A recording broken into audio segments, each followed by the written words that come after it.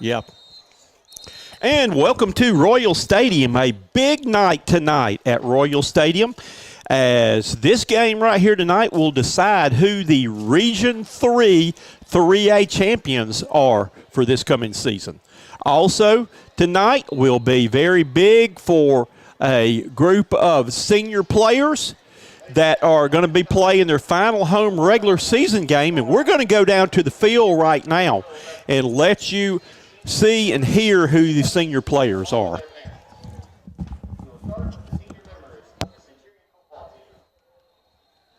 Armstrong is being escorted by Portia Winritz and Gregory Armstrong, and joined by his favorite teacher, Nate Dunlap. He has played football for 3 years. Juvion plans to major in education and become a PE teacher and a football coach. Isaiah Rashawn Brown is being escorted by Tanisha Alexander and Brandon Brown, and joined by his favorite teacher, Summer Carlin. He has played football for 3 years. Isaiah plans to attend Farmer Community College and later transfer to USC Upstate or Morehouse College. Carlos Cohen is being escorted by Shannon Cohen and Adrian Turner, and joined by his favorite teacher, Maureen Jacobs. He has played football for 2 years. Carlos' goal after graduation is to play football at the next level. Jackson Fowler is being escorted by Amanda and Brian Fowler, and joined by his favorite teacher, Brent Bridges. He has played football for 2 years. Jackson is a member of the Beta Club and National Honor Society, and plans to attend a 4-year university to earn a bachelor's degree in biology and then pursue a doctorate in sports medicine. Matthew Hall is being escorted by Leah and Hal Hall, and is joined by his favorite teacher, Lana Green. He has played football for 4 years. Matthew is a junior scholar, participated in Palmetto Boys State, and is a member of the National Spanish Honor Society, Beta Club, honor roll student, and a distinguished delegate of the Model Arab League. Matthew plans to attend a 4-year university and major in engineering. Aubrey Hemphill is being escorted by Ashley and Boy Shams, and is joined by his favorite teachers, Tanya Foster and Pam McArthur. He has played football for 4 years. Aubrey is a member of the Beta Club and the National Technical Honor Society. He plans to attend a 4-year college to major in business. After college, he plans to open several barbershops. Paul Lee is being escorted by Melinda and Troy Lee, and is joined by his favorite teacher, Lana Green. He has played football for 4 years. After graduation, Paul plans to play college baseball at the junior college level. Marquise Morgan is being escorted by Andrea Alexander and Lionel Morgan, and joined by his favorite teacher, Ben Waddle. He has played football for 2 years. Marquise plans to attend college and major in chemical engineering. Noah Quinn is being escorted by Christy and Eric Quinn, and joined by his favorite teacher, Brent Bridges. He has played football for 4 years. Noah went to Palmetto Boys State and is a member of the Beta Club. He plans to attend a 4-year college and major in business.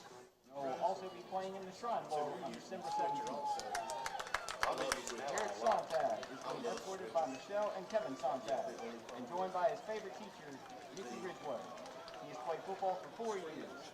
Garrett is a member of the National Society of High School Scholars and the Spanish Honor Society. He plans to pursue a degree in sports management. John Wilkins is being escorted by Anisha McIntyre and Tyshawn Wilkins, and joined by his favorite teacher, Jennifer Lee. He has played football for 3 years. After high school, Zion plans on becoming a real estate agent. Michael Withrow is being escorted by Tabitha Smith, and joined by his favorite teacher, Anna Portman. He has played football for 6 years.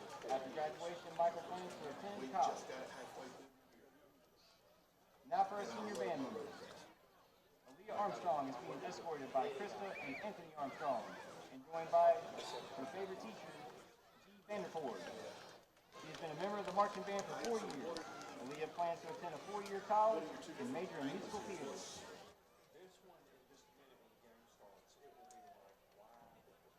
Cover the whole pretty much. Okay. So why can you report back straight up and you got to run in and he's way back here and he throws a key instead of trying to kill the ball, I can switch back. Lily Grace Fowler is being escorted by Lisa and Greg Fowler and joined by her favorite teacher, Melissa White. She has been a member of the marching band for 4 years. Lily is the band captain and plans to attend Greenville Tech to become a physical therapist assistant. Landon Gregg is being escorted by Reba Martin and joined by his favorite teacher, Christopher Walker. He has been a member of the marching band for 4 years. He plans to attend USC Columbia after graduation and major in either musical performance or education. Hayden Hall is being escorted by Dana Lee, Stacy and Craig Lee, and joined by his favorite teacher, Melanie Payne. A member of the marching band for 4 years.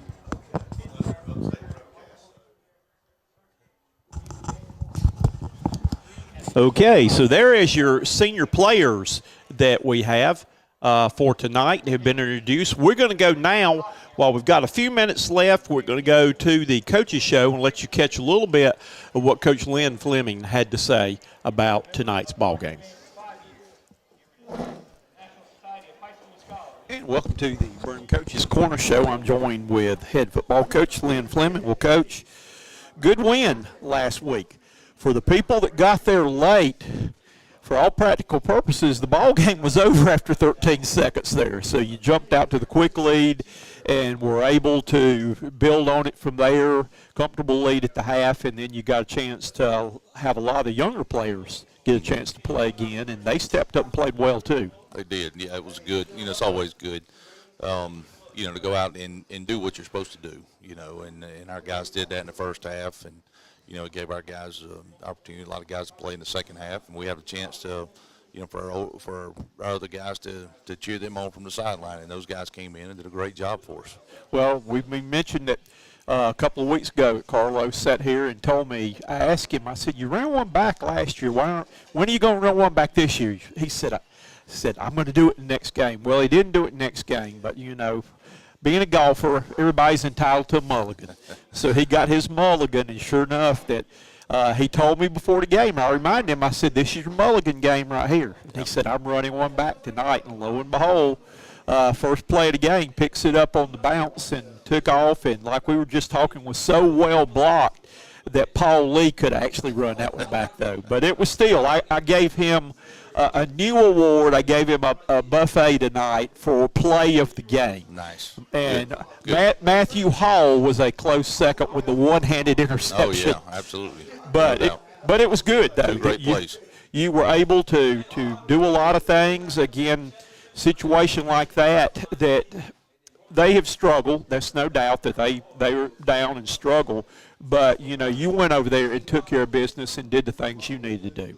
And getting stuff preparing for a big game this week. I know you had a couple of opportunities, and people may say, well, why did you kick the field goal? Well, what happens if it comes down to the situation this Friday where you need that field goal to win a region championship? You've gotten confidence back with Mason, and you were able really, I think, to do some things. It was almost like a practice for you the rest of the game to get ready for upcoming things. You know, we did. You know, anytime we have a chance to kick a field goal, you know, we're going to go ahead and kick a field goal just because it's going to be important for us in a big game. It already has been this year. So, you know, it was an opportunity to work on that. We've changed a little bit of personnel and changed our alignment to kind of slow down some things. And, you know, we just want to make sure we were still blocking it correctly, and it gave us a chance to kind of see it on film along with the extra points. And, you know, so it was a great opportunity, and, you know, we just took advantage of it. And like I said, it's going to be, you know, Mason's, he's back on track, and, you know, we're doing a better job protecting, and, you know, so it's going to be important for us down the stretch. And it was good on offense, too. You've went with J Mack a lot, where he's had to rely on making a lot of big plays, but Carlos has 2 touchdown catches. One of them went up on a 50-50 ball. Great play right there. And Kamaje, player of the week. I know he's been a candidate every week right here, but I'm glad to see him made a great play on the final play before halftime. Yep. When you probably were looking, to throw a deep one or Hail Mary, and it wasn't there, and he just tucked it, and like he normally does, made a great play and just cut it back across the field. And then I think he was almost walking in the end zone at the end there. So. Yeah, well, you know, it's nice when you have that opportunity. You know, you're looking to throw the ball down the field, but you have a guy that's is so good with his legs, and he can turn.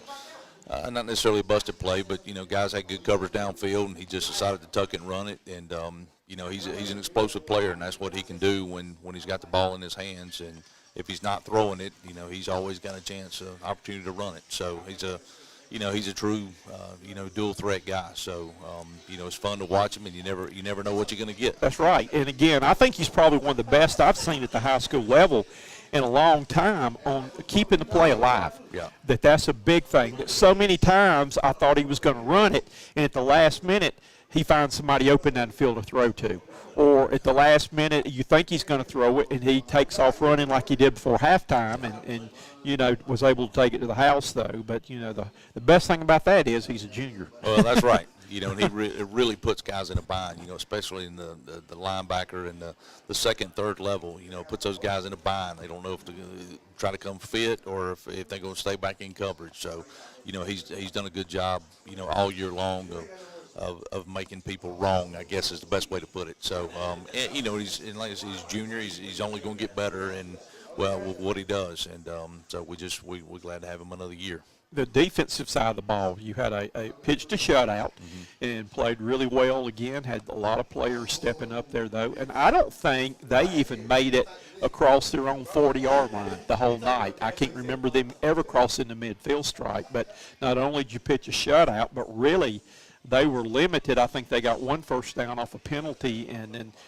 only had a couple of first downs the whole game, too. Yeah, So. Yeah, and our guys, of course, our defensive staff put together a very good game plan. Coach Sullivan and Coach Derryberry and Coach Anderson, and those guys did a great job. And our guys went and played. They came out, and we've been preaching all week about just getting better and just focusing on us, and our guys did a great job of doing that, not get distracted, and going on the road again, which we played pretty well on right now. So. Just staying focused. That could have been an easy game that, these guys could have looked ahead to this week and all this stuff, but they didn't. They kept their composure. Showed a lot of maturity on their part just to focus on this week. And your defensive player of the week, Lucas Crow, caught my eye real quick that he played a lot of defense in the second half, and I think the first 6 plays he was in to start the second half, he made the tackle. Yeah.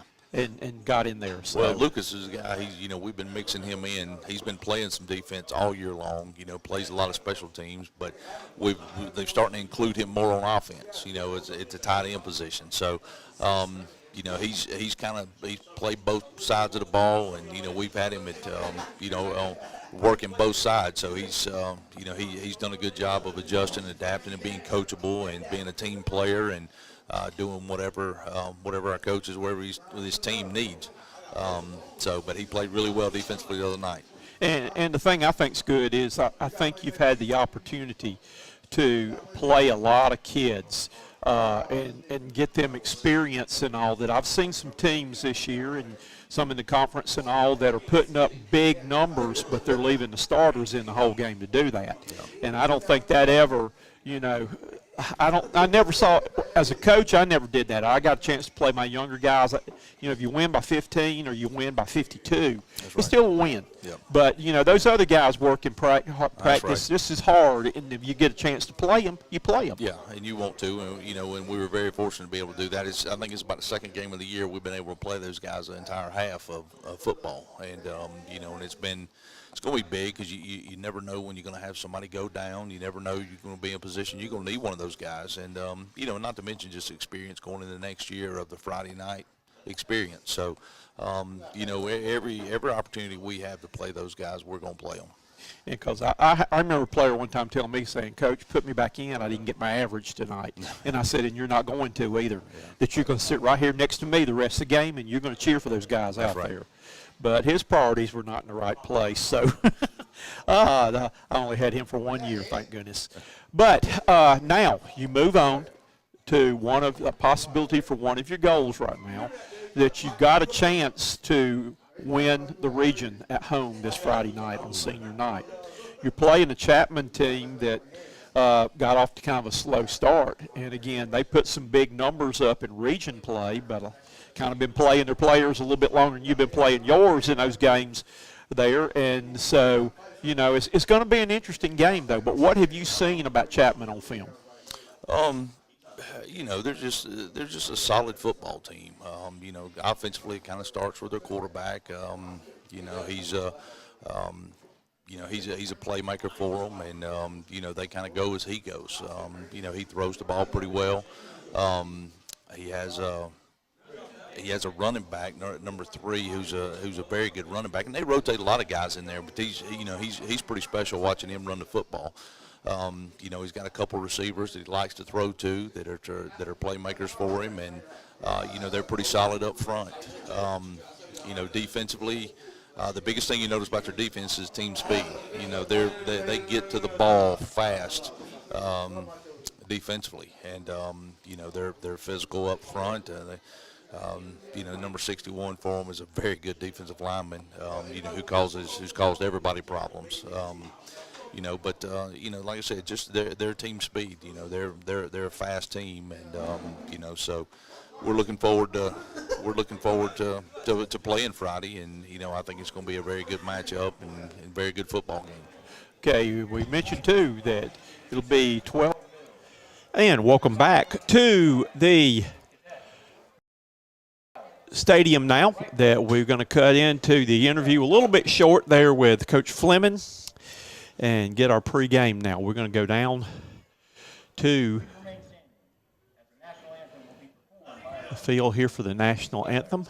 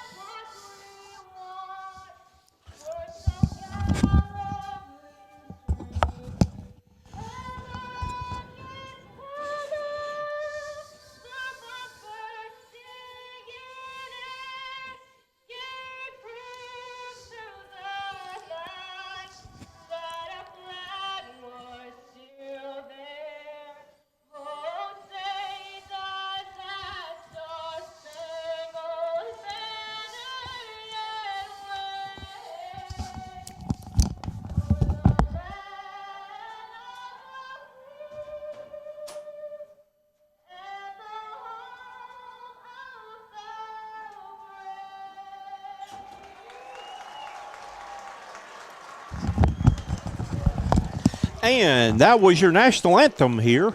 And so we're going to go now to our starting lineups for our faces of total victory starting lineups for tonight's ball game. Get those in here real quick. You should have any doubt in your mind about what you're supposed to do tonight and about how you're supposed to do it. Yeah.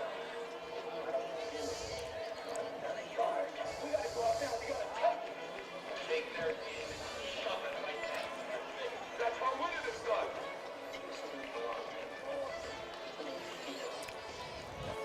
Okay, your starting lineups for tonight's ball game. On offense for the Centurions will be a senior, number 1, split in, Carlos Cohen. Your slot is number 23, Landon Deaton. Your left tackle is the Barber, number 52, Aubrey Hemphill. Your left guard is number 64, Wesley Bradley. Your center tonight is number 51, Paul the Possum, or sometimes known as Fiora. The right guard is the senior, number 55, Jackson Fowler, who is known as Donkey. The right tackle is the big man, Stephen Odell, who is Shrek. The tight end is number 7, Garrett Sontag. The split in on the other side is number 16, Isaiah Brown, and Your quarterback is KBB3, Kamaji Brackett Brannon. And your tailback is J-Mac, number 2, Jalen McGill. We're going to go out now for the toss of the coin.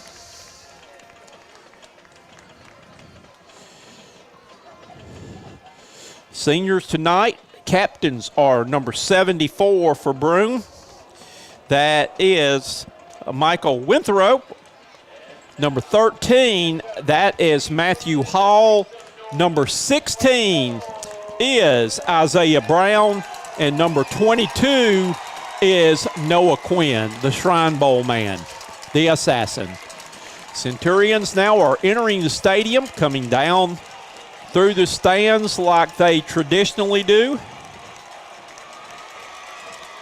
And they'll make that right turn and head to the goalpost.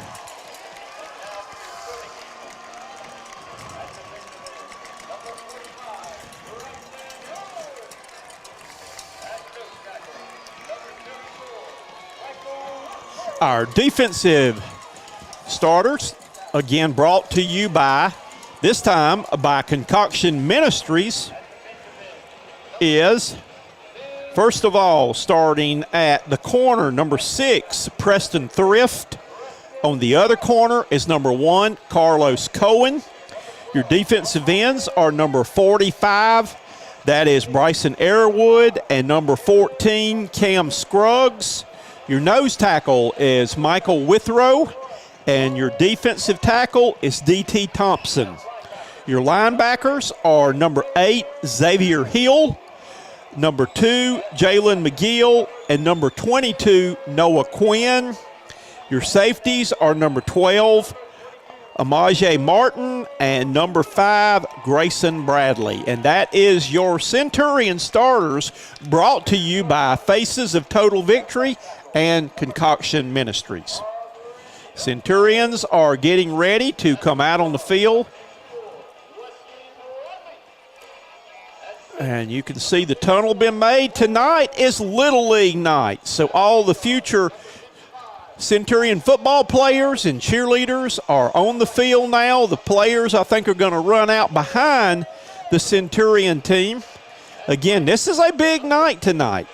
The first time Broome has been, I think, in this position. The last time they won a region championship in football, Coach Fleming shared with me, was down about 2013. So it's been 9 years. But the Centurions are undefeated in conference play. And the Chapman Panthers are also. So Centurions have already locked up a home first-round playoff game next week. The winner will probably play Emerald, while the loser will probably end up having to take on the Woodruff Wolverines. Both teams have played Woodruff before, and here comes your Centurions.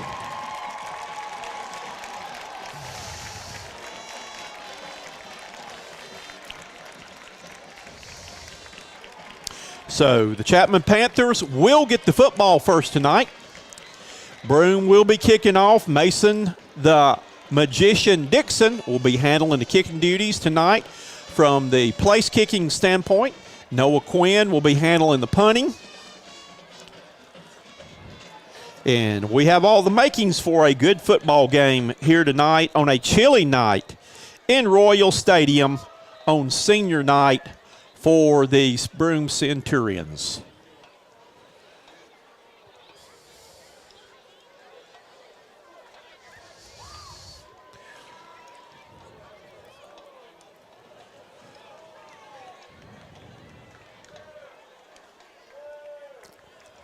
Centurions tonight are dressed in the royal blue pants, Vegas gold jerseys with royal blue numerals, royal blue sleeves, royal helmets.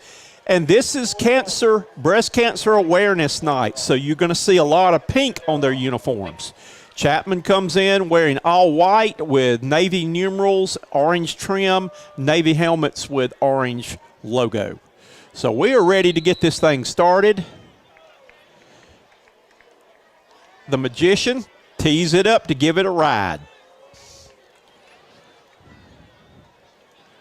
Centurion's deep man back standing on about his own 16-yard line.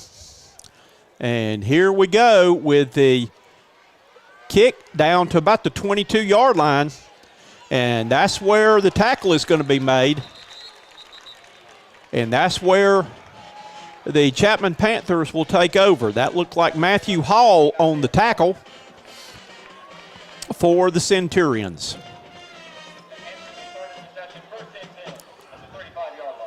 So we have our first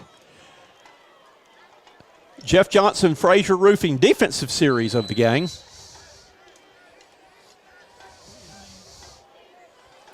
Chapman comes out with 3 receivers up top, man in motion this time. Quarterback dropping back to pass, throws the quick screen underneath, and he gets a block. Number 6 with the ball. Defensive man falls down. He's got one man to beat, and he goes out of bounds. The big play then was from Cunningham, the wide receiver. Your quarterback is Coleman Gray, the junior. Ball going to be marked at the Centurion 45, and it's a pizza in 1st and 10 for the Chapman Panthers. Man in motion this time. Ball given to the running back. He's got a hole. He's going to get down to about the 36-yard line for a nice gain on 1st down. Michael Withrow with the tackle. 2nd down, 2 yards to go.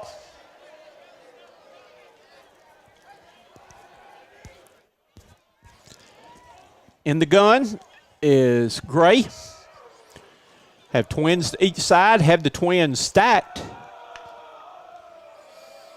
And on the keeper will be Gray. Gray gets down to about the 34-yard line, and it's going to be enough for the pizza in 1st and 10 for the Chapman Panthers. Noah Quinn on the tackle for the Centurions.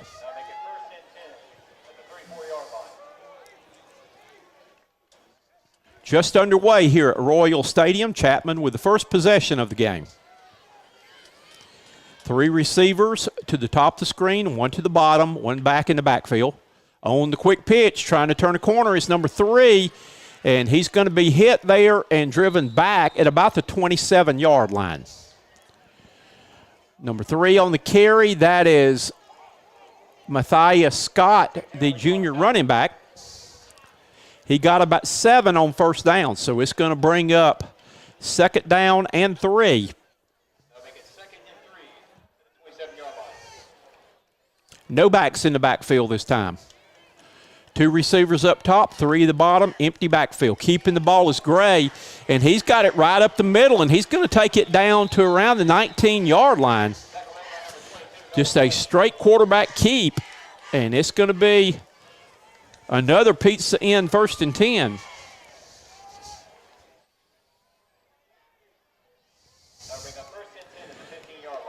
Three receivers to the top, 1 to the bottom, 1 back in the backfield. Gray takes the ball, gives it to his running back, and that's Scott. Scott's going to get down to about the 8-yard line.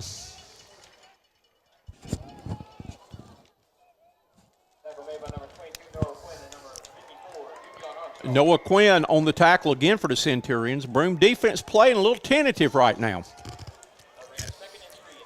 Garrett Sontag checks in the game at linebacker.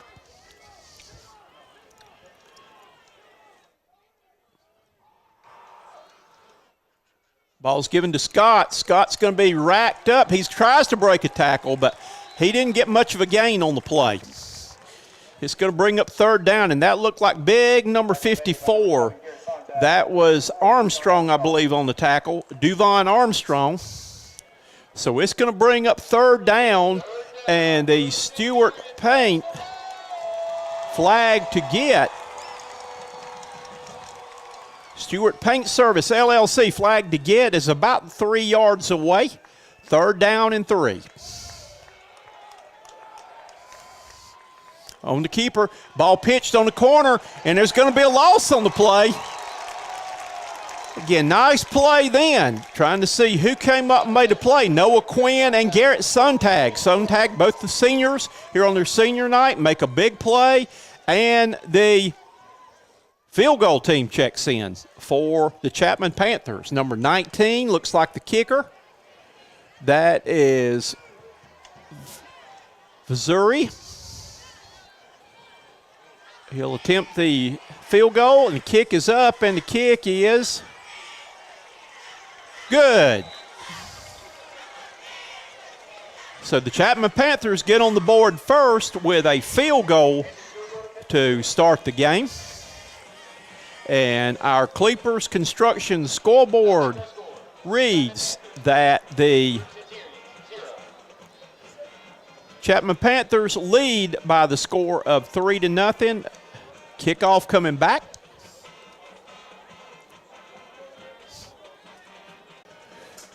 Broome Centurions kickoff team, return team on the field now. Centurions ran the opening kickoff back. Carlos Cohen took it 80 yards to the house last week on the first play of the game. We'll see if they try to kick away from him.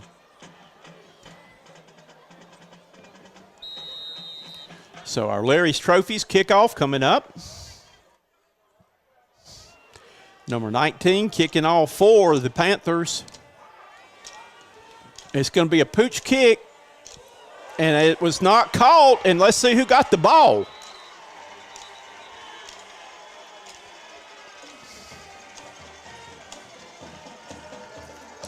And the Chapman Panthers have got the ball. That was a one-handed attempt by the Centurions on the kick, and it was not caught. So just like that, back on the field is the Chapman offense again. So it's another Jeff Johnson, Frazier Roofing. Again, want to encourage you, if you have not checked and had your roof, to make sure everything's good for the upcoming winter season, you might want to be doing that. Check with Jeff Johnson from Frazier Roofing.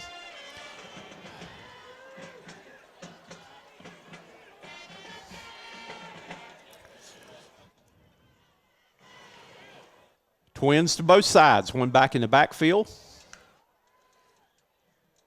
Gray on the keeper right now, and he's going to be slung down for no gain, and that looks like big Duval Armstrong, number 54 on the tackle for the Centurions. For no gain. Second down, 10 yards to go.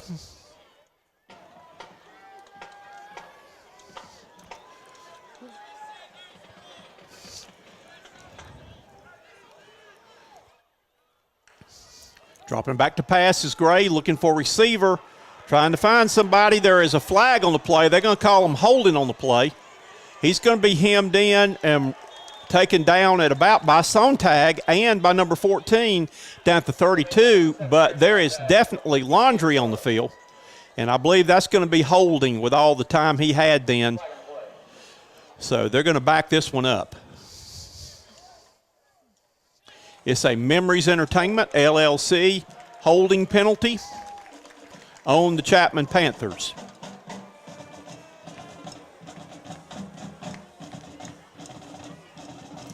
Here you see the Little League cheerleaders helping the Centurion cheerleaders tonight, as again, tonight is Little League night. All right, that's going to back up second and long. The ball's going to be spotted all the way back across the midfield stripe at the Chapman 49-yard line. Again, they've got to get all the way to the Broome 26 to get a first down. Dropping back to pass is Gray, throws a screen over the middle, and it's going to be caught then and slung down back at around the Centurion 45. So it's going to be third and long now. And the Stewart Paint LLC line to get is going to be all the way down at the Centurion 26. So it is third down and about 25 yards to go. Empty backfield now. Gray dropping back to pass, and he's getting some pressure right now. He's got a man wide open down the field, and whoa, what a recovery then.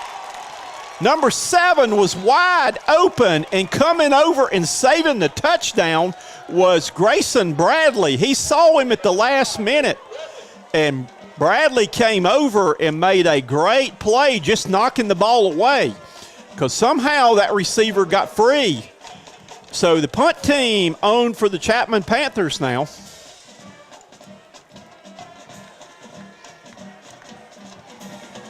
So it is a Coils Lawn Care and Services, LLC punt. A high kick is going to hit and roll and go into the end zone for the touchback. So the Centurions will start their first offensive possession of the night on their own 20-yard line. Again, if you're needing lawn services done, or if you're needing things, pine needles, straw, whatever, to fix up your yard this time of year, contact Stephen Coils at Coils Lawn and Care Center. Centurions on offense now. KBB3 at the controls. He's got J-Mac in the backfield with him. 2 receivers to the bottom of the screen. Carlos Cohen goes in motion, and he fakes the pitch to Cohen, running straight up the middle for a short gain on the play, and don't know if he got back to the line of scrimmage. And that was J-Mac. So I think that was basically no gain on the play. So this is our first Spartan Waste offensive drive of the night, and it's going to bring up second down, 10 yards to go. Ball is, wow. Holy cow. Centurions snapped the ball. It hit the motion man, and it's going to be recovered for Chapman. So about everything that could go wrong here for the Centurions early has gone wrong. Chapman's got a ball recovered, an onside kick. They got the ball now on a fumble at the 19. So Centurions have got to dig in right here and weather the storm. Chapman leads 3-0 with 5 minutes and 40 seconds to go. First quarter action, and Broome's only run 1 play tonight so far. In the red zone already. Keeping the ball is Gray. He's going to bounce it outside, and he's going to be hit. He's still alive, trying to get away, and he's going to be drugged down back at about the 23-yard line for a loss on the play. Xavier Hill had first contact on the play.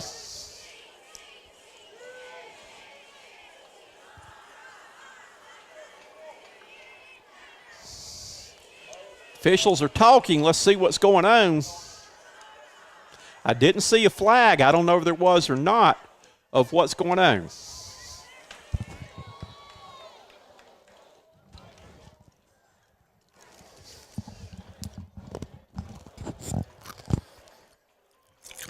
And they're called a flag on the Centurions.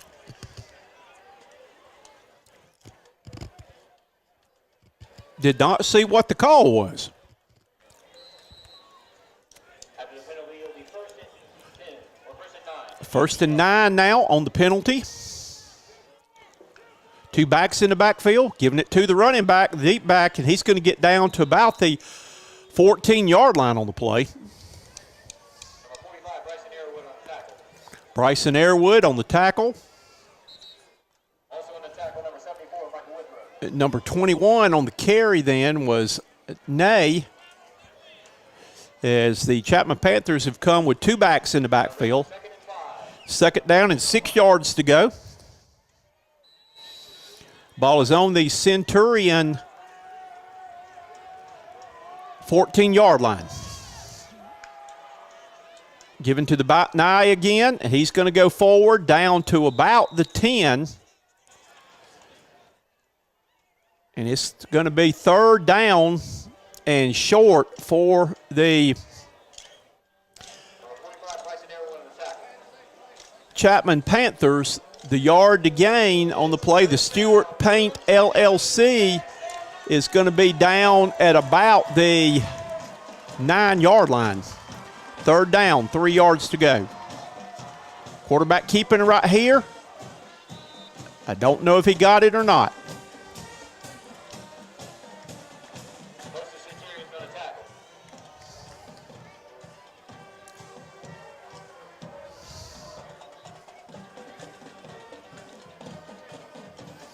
Let's see where they spot the ball. They have flipped it to 4th down now. Let's see what we have got here. Calling timeout, I think, for a measurement.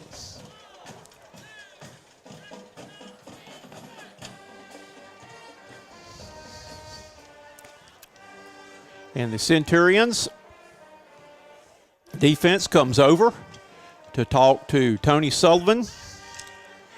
Again, the Centurions have got off to a disastrous start tonight. It's going to be 4th down and short, about half a yard right here when they showed the marking.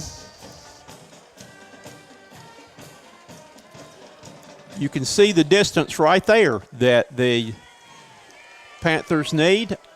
The line to gain is about a half a yard here to the 9-yard line. 4th down and about a half a yard to go for the Chapman Panthers.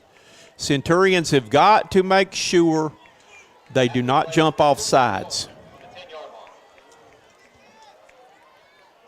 Out of the gun right here.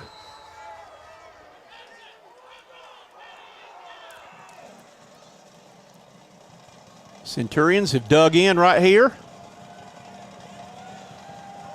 Checking, looking the field over. 12 on the play clock. Keeping the ball, looking for a hole.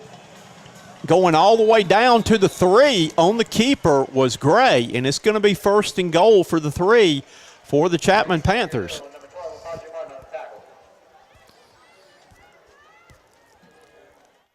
Martin on the tackle for the Centurions, so it is a pizza in 1st and goal now on the 3-yard line.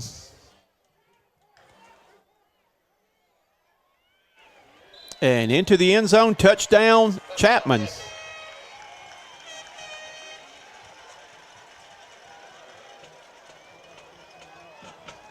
So the extra point team checks on for Chapman.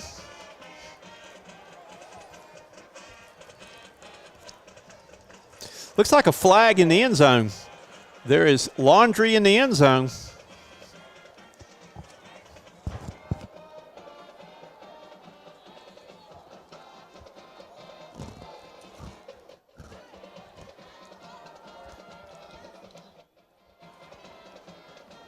Let's see.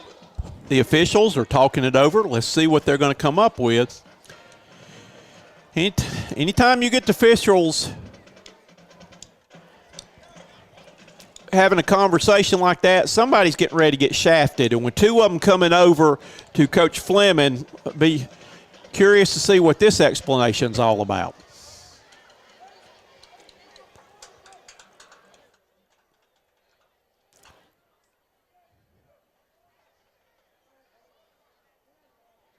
It's unsportsmanlike conduct, I think, against Chapman that will be marked off on the kickoff. That was a dead ball, unsportsmanlike conduct. So that means that Chapman will be kicking off from their own 25-yard line.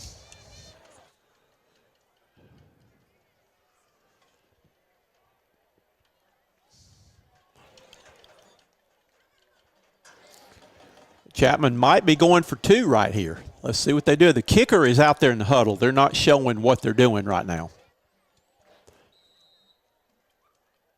Okay. They're going with the extra point look right now.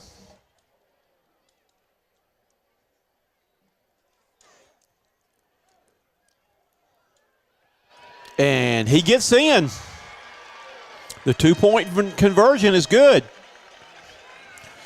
So the Centurions, we have not seen a start like this since the Union game. Coach Fleming is saying that's an illegal snap, what he did then.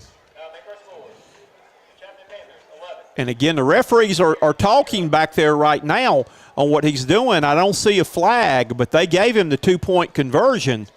But that looked like an illegal snap on the way he picked it up and threw it over there, which you can't snap a ball like that. That is an illegal snap. The officials still are back there talking about it. But right now the score stands as with 3:01 remaining here. Chapman 11 and Broome 0. The Centurions have got to be careful not to dig too big of a hole like they did in the Union County game.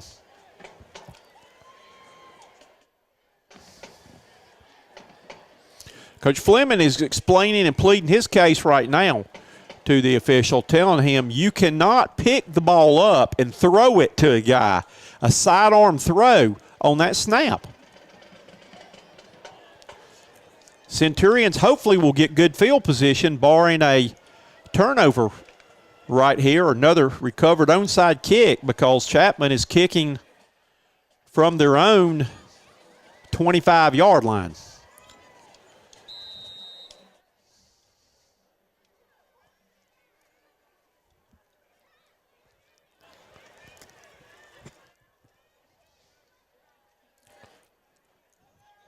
Here comes the kick. It's going to be popped up in the air. Fair catch is being signaled for at the 50-yard line. And on the onside reception then looked like number 6. Centurions will start at reception, first and 10 at the 50-yard line. So the Centurions will start a Mark Nelson, Spartan Waste, first and 10 here at the 50-yard line. Trying to turn the corner right here, looking for a block is J-Mac. J-Mac gets it to the 50, and that's it. Short gain of about 1 on the play. Second down, 9 yards to go.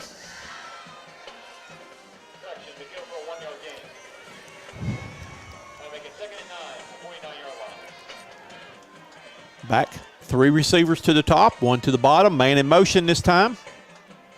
Low snap, firing the ball out to Cohen. Cohen catches it, and he's going to be driven back at the 48-yard line for a 1-yard gain.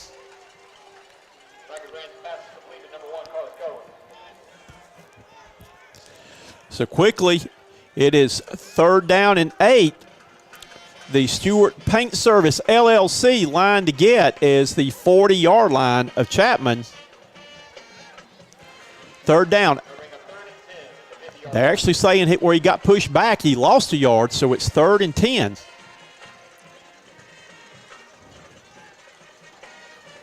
Brackett Brannon on the keeper. He's going to be stacked up and getting nothing on the play.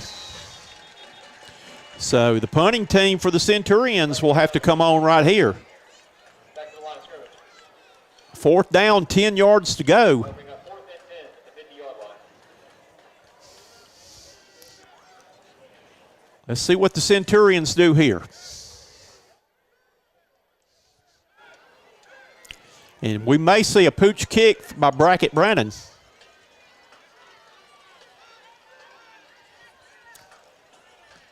And he gets a nice kick that's going to roll down to about the 8-yard line. So Centurions shifted into punting situation and have backed up Chapman Panthers, but with a minute and 13 seconds remaining here in first quarter action, Chapman will take over on their own 8-yard line as the Jeff Johnson Frazier Roofing defense comes on the field for the Centurions.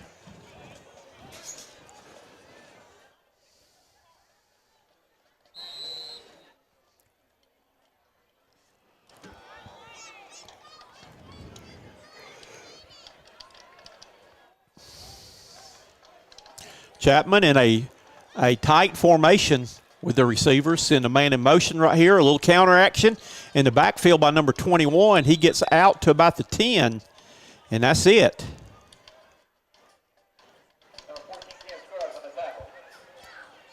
So Cam Scruggs on the tackle. Short gain of about 2 yards on the play. 2nd down, 8 yards to go.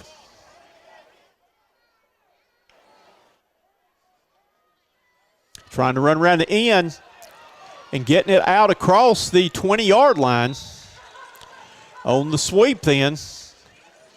And it's going to be enough for a pizza in, 1st and 10 for the Chapman Panthers. Ball's going to be out to the 21-yard line.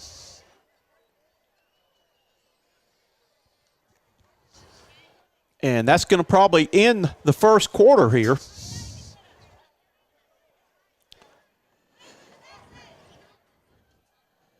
Down to 8 seconds and counting. Then teams are getting ready to walk to the opposite end down here.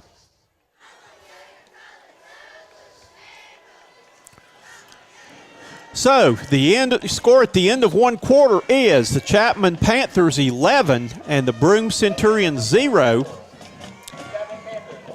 While we've got this opportunity, we want to thank our sponsors who have made our broadcast possible all year by Pizza Inn, Cleepers Construction, the Broome Athletic Booster Club, Memories Entertainment LLC, Spartanburg Waste and Jeff Nelson, keeping Spartanburg clean, Mark Nelson, Jeff Johnson with Fraser Roofing, Stephen Coyles with Coyles Lawn and Service Care LLC, Ray's Recycling, Larry's Trophies, Wayback Burgers, the Kaiser and Jerry Hughes Scholarship Fund, Brown's Chapel, Stewart Paint Services LLC, Concoction Ministries, and Faces of Total Victory. We appreciate these people for sponsoring Centurion football for us this season.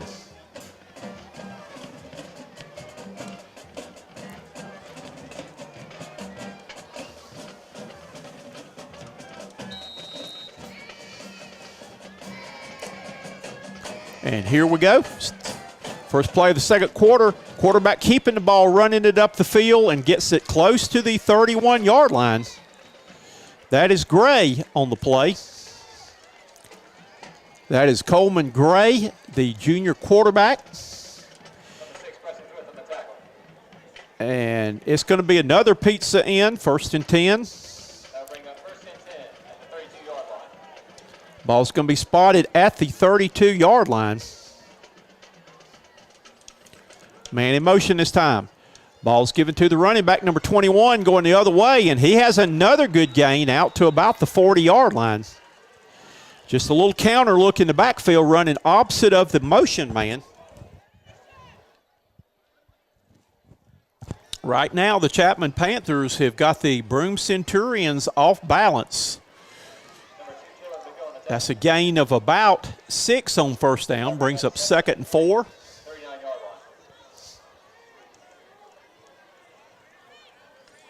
Ball on the 39-yard line.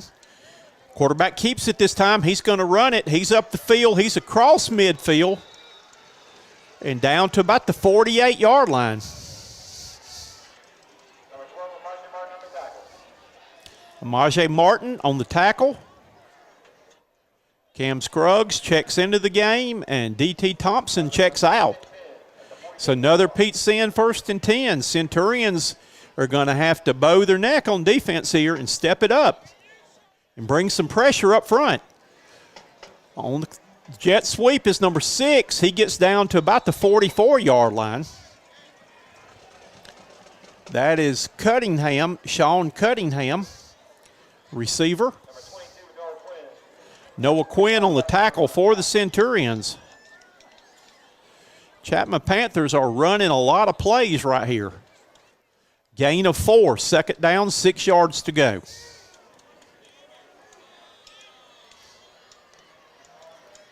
This time on the sweep, looking for the corner, trying to get the corner, and good tackle then by number 12 for the Centurions, Amaje Martin.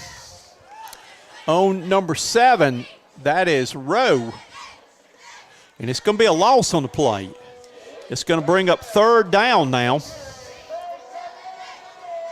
The Stewart Paint Service LLC line to get is the Broome 37-yard line. 2 receivers up top, 2 in the bottom, 1 back in the backfield, Gray in the gun. Gray takes a snap, and we've got a stoppage of play. And it's going to be timeout by the Chapman Panthers. Something they didn't like on the play or something they saw may be a better play. And again, while we've got this chance, this timeout is brought to you by the Broome Athletic Booster Club. Again, playoffs will be a home playoff game next week. You want to come early and eat at the game. They've got a lot of good food, and it's getting chilly. They had several sweatshirts, good-looking sweatshirts and other apparel in the Broome Athletic Booster Club merchandise stand. But the Broome Athletic Booster Club supports all athletes at Broome High School. Right now, the defense looks a little shell-shocked. Really, the whole team is, that the crowd's kind of dead here on senior night. Again, the Centurions need a spark.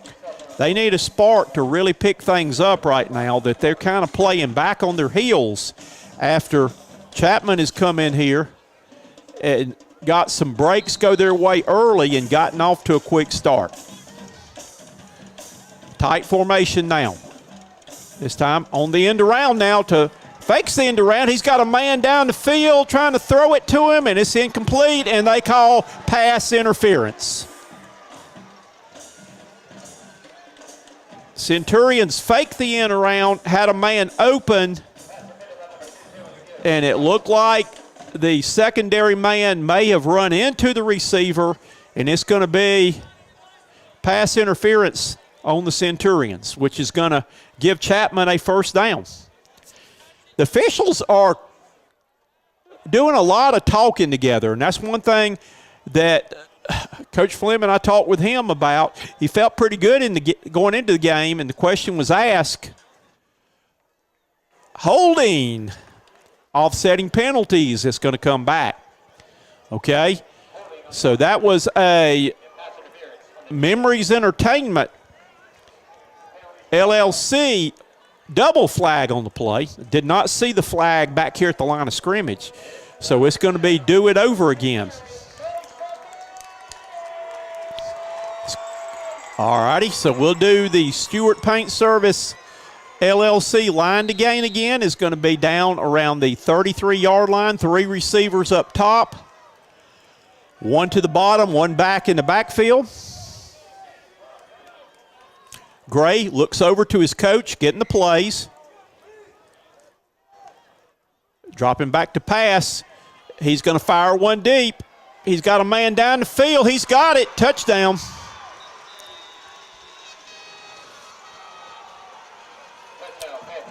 Again, the defensive back got beat deep, and that is the cardinal sin. You cannot get beat deep. And he did. The Chapman receiver had 2 steps on him, and that should not happen. So Chapman is off to a great start tonight, leading 17-0 here with 9 minutes to go in the first half. Again, the trick play, extra points right here line up. They're going to kick it now. So the Rays recycling extra point coming up. Kick is up, and the kick is good.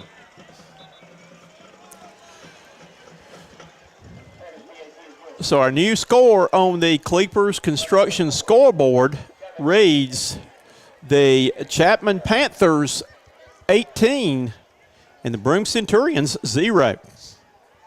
Again, this is a carbon copy of what we saw back earlier in the season with a home game with the Union Yellow Jackets.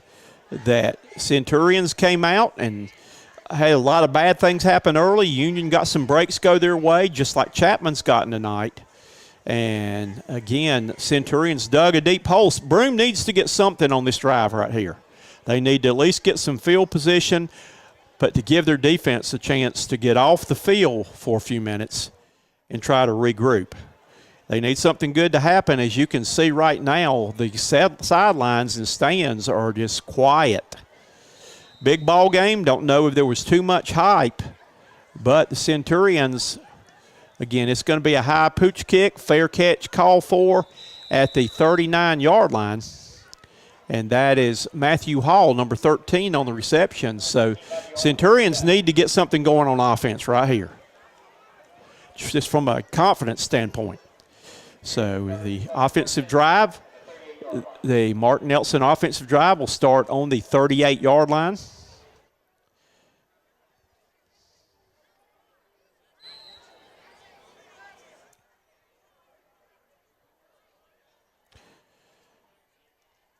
Ball handed off to J-Mac. Trying to turn the corner. He gets out to about the 30-something yard line, and we have got a late flag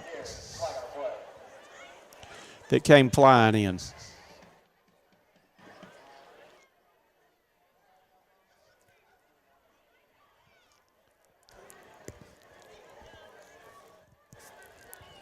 Don't know what that flag was, but it was pretty much after the play. Looks like they're going to mark it off against the Centurions. Holding. How can you hold after you're already down?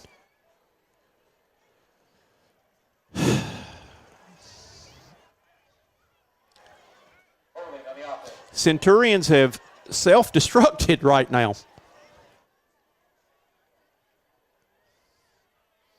So the ball is going to be spotted back at the 30-yard line, and it's going to bring up 1st and 18.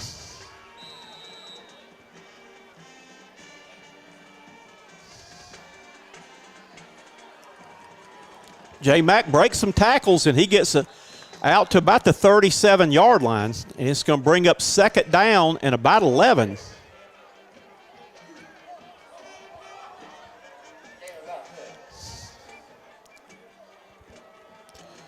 Checking in the ball game is number 5 for the Centurions. That is Bradley. 3 receivers up top. Dropping back to pass, and we have Laundry on the field.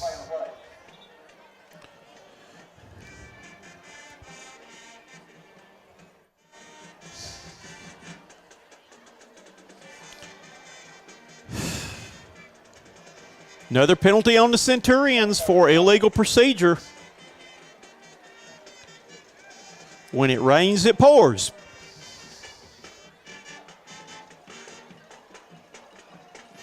Difference in our ball game right now, it's 18-0 Chapman, but the Centurions have been plagued by penalties and turnovers while Chapman has had neither.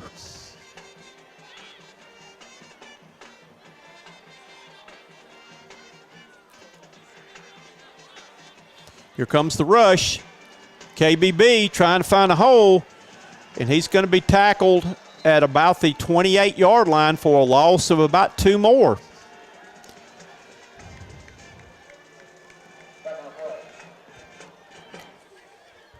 And it's going to be a sack on the play. 3rd down and halfway to Packlet on this one. The Stewart Paint LLC, Service Paint LLC line to get is all the way out at the 48-yard line.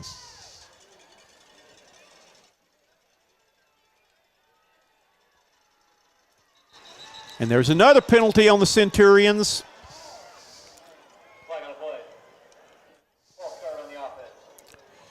So it's going to be 5 more added to the play.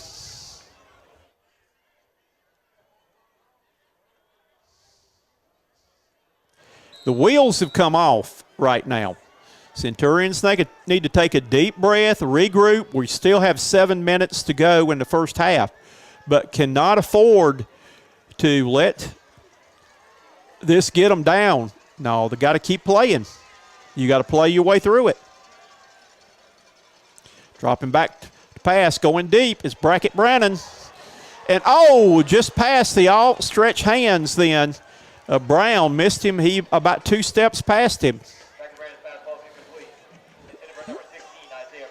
The punting team will check in now. Noah Quinn.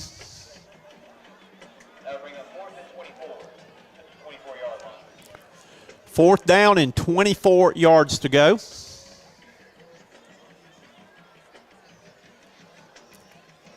Chapman looking to get good field position after this punt, has their return men back around the Centurions' 46-yard line. Noah Quinn on the punt for Broome.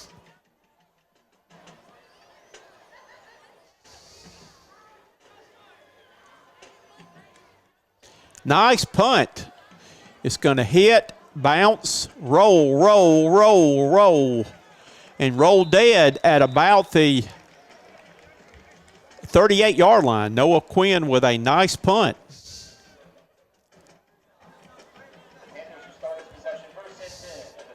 Centurions would really love to get a stop here. Cannot afford to give up any more points here before halftime. Jeff Johnson, Frazier Roofing defense on the field now. In motion. Ball's given to number 6, and he's going to get up to about the 40-yard line. That's Cunningham.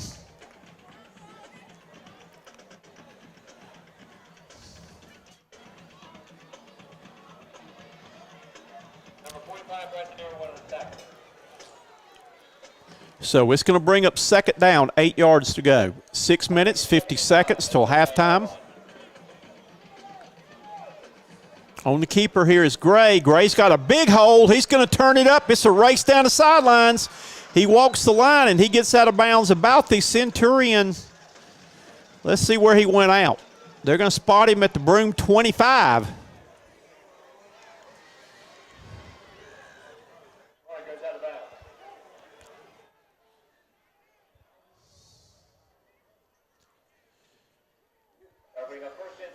So it's going to be a pizza in, 1st and 10 for Chapman. Ball actually is going to be marked back at the 34-yard line. On the quick pitch, trying to get outside, it's number 21. And he's going to be down to about the 32.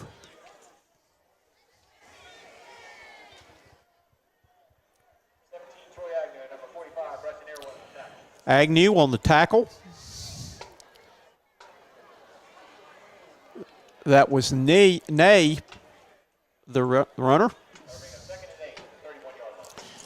Second down, 8 yards to go. Man in motion this time. They're going to give it to the back going through, and he's going to get down to the 28. That's number 7 on the little jet sweep then. Noah Quinn along with Cam Scruggs on the tackle. It's third down now. The Stewart Paint Service LLC line to get is the Centurion 24. It's about 5 yards to get. Dropping back to pass, looking for receiver, firing it out of bounds, and it's going to be 4th down. So 4th down, 5 yards to go. Again, the Stewart Paint Service LLC line to get is the Centurion 28. Chapman will go for it right here. 5 minutes and 30 seconds remaining. And the second quarter action, 3 receivers up top. 1 at the bottom, 1 back in the backfield. 4th down. Man in motion this time. Dropping back to pass. Here's the rush coming right now, trying to buy some time. He's still being chased and harassed. He's going to throw it deep up the field, and it's going to be tipped away then. Trying to see who the person was. Number 8 for the Centurions, that is Xavier Hill, who knocked the ball away.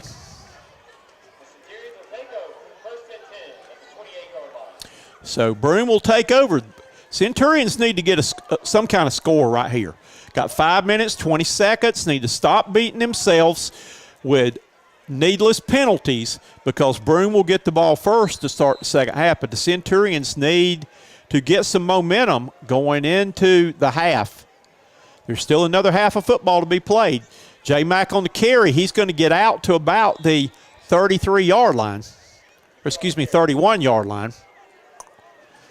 And it's a Spartanburg Waste or Spartan Waste Service offensive drive, keeping Spartanburg County clean for all your waste needs. Call Mark Nelson at 573-0123. Second down.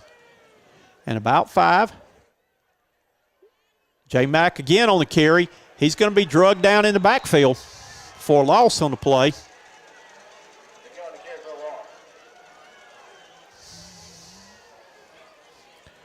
So it's going to be a loss of about 5, and it's going to be 3rd down. And the Stewart Paint Service LLC line to get is out at the at the Broome 38-yard line. Centurions have 3 receivers to the left, 1 to the top of the screen. Brackett Brandon dropping back to pass. He's going to get hit, and he's going down at the 33-yard line. And it's going to bring up 4th down again. 4th down. The punt team checks on for the Centurions. Noah Quinn. 4th down and about 6 to go.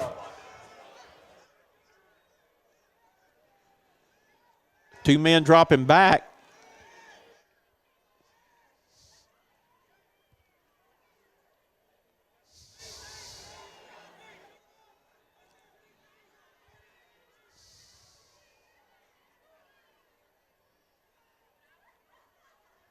Good snap, and Noah Quinn gets off a good kick. Going to roll and be picked up at the 33-yard line. So Chapman's got 3 minutes and 20 seconds to go here with the ball in the first half.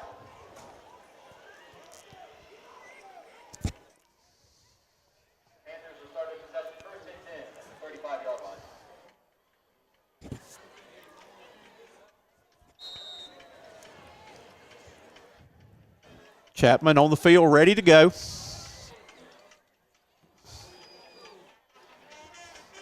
Gray takes a snap on the quick pitch. Gets it to his running back trying to turn the corner. He got a good block, and he's going to be hit at the 42-yard line. But good job on their bleed blocker of occupying the Broome defender. So it's going to be a gain of 7 on the play.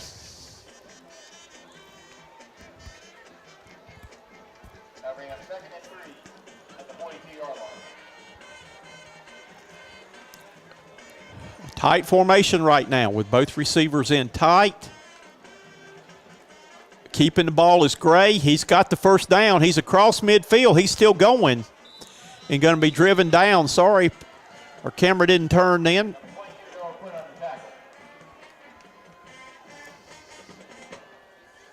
So it's going to be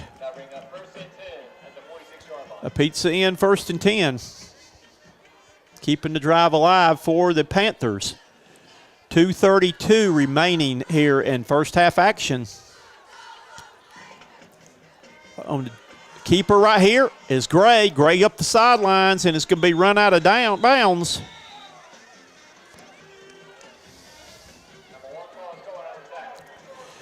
Right now, the Chapman Panthers are executing very well. It's another pizza in, 1st and 10. Centurions cannot let them tack on any more points here before halftime. They trail 18-0 right now.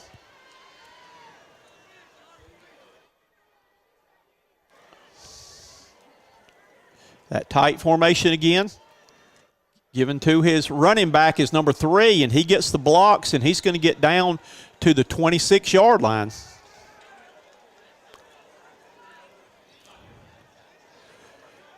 A gain of about 6 on the play. 2nd down, 4. 2 minutes to go in your first half. Quickly to the line. Here comes Chapman. Again, on the keeper is Gray. Centurions lose contain then. And he's going to get out of bounds inside the 20.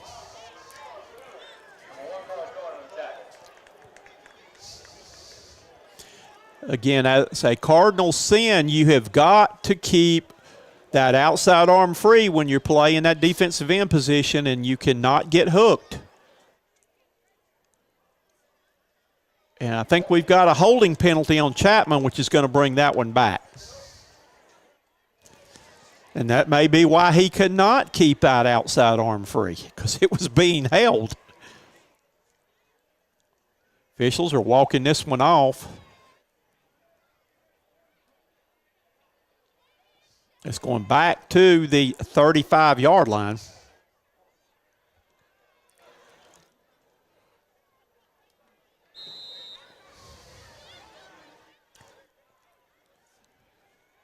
So 3 receivers up top. Second down. Quarterback keeping it right now. Nobody's there, and he just tripped. Looked like he tripped over the 30-yard line. The paint must have been a little thick. He faked the pitch, cut it right back up the middle, and that was a break for the Centurions. Had he not tripped, he had a lot of real estate ahead, so it's going to be third down now. And the Stewart Paint Service LLC yard to make is the Centurion 25. Gray keeps it again. He turns it up. He stumbles again. He's going to be hit down inside the 25, around the 22, and I think he got the first down.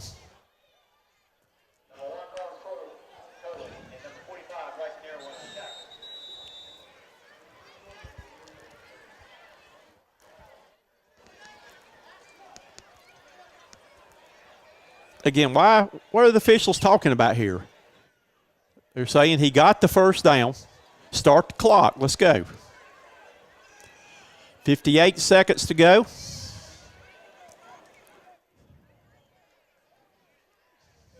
and 10 at the 23-yard line. Ball on the 23-yard line. Dropping back to pass, firing over the middle. He's got a receiver open down to about the 8-yard line.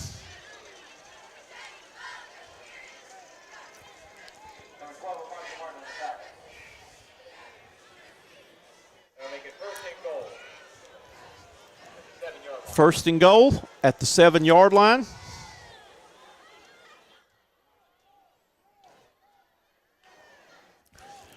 On the sweep, number 7 on the carry, tries to cut it back inside. He's going to get down to about the 3.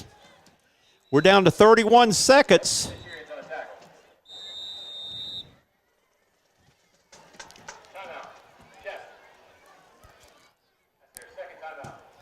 Chapman calls her second timeout. They've got 1 timeout left.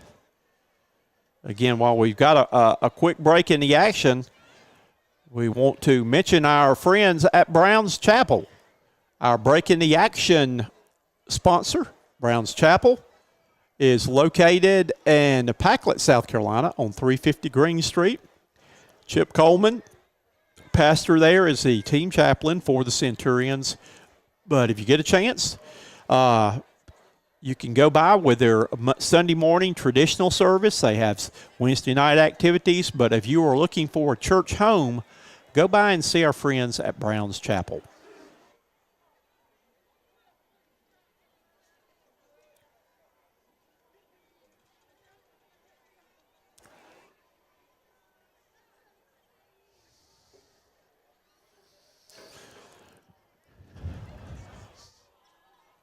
All right, second and goal.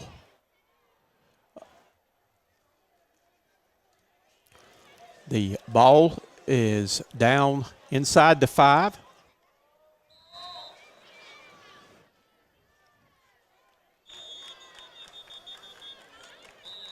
And we've got timeout called by the Centurions. We're looking to see what their formation was going to be. So, again, while we've got our second timeout here, again, let's talk about our Broome Athletic Booster Club. Again, if you would like to be a part in helping with helping out these student athletes, want to encourage you to get in touch with Richard Varner, the Booster Club president, and see how they can plug you in. I know they're needing help for things all the time, and if you would like to be a Booster Club member, they can get you signed up, though. So, all right, getting ready to go back to action now.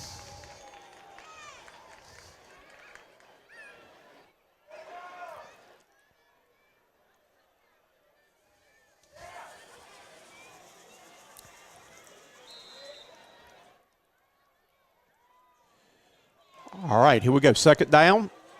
One back in the backfield. Man in motion this time. Sprinting out, looking for the pass. He's looking to throw it. Fires it in the back of the end zone. Did he catch it? Touchdown. Touchdown, Panthers.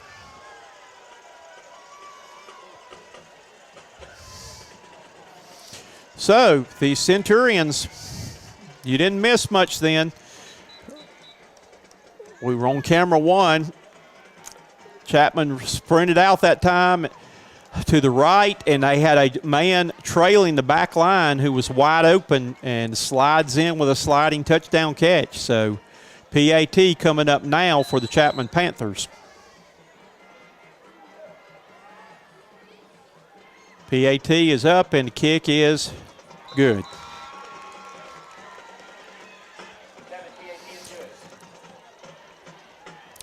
So, after the Rays recycling, PAT, the Cleeper scoreboard construction now says your score is Chapman 25 and Broome 0.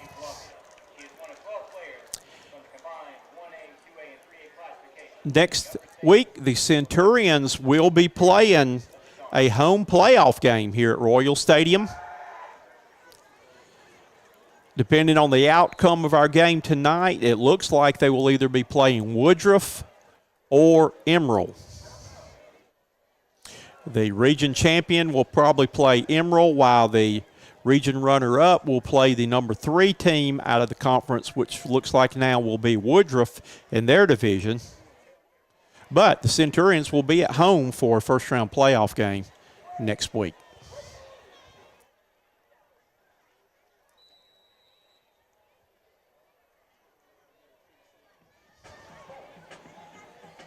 And here's the kick. It's going to be kicked deep, back to about the 8-yard line. Here comes Carlos Cohen. Cohen trying to turn a corner. He's looking for a block. He's got it out to midfield. And Centurions are going to have good field position with 12 seconds to go. Carlos Cohen owned the Larry's Trophies kickoff. He broke one last week all the way and gets this one to where the Centurions may have a chance to get something before halftime.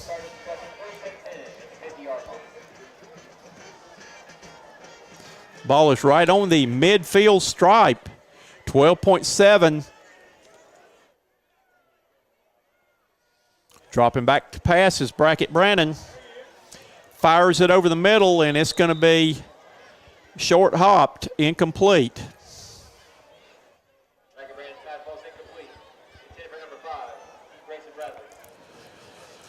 So Centurions have got time for one, maybe 2 plays left here.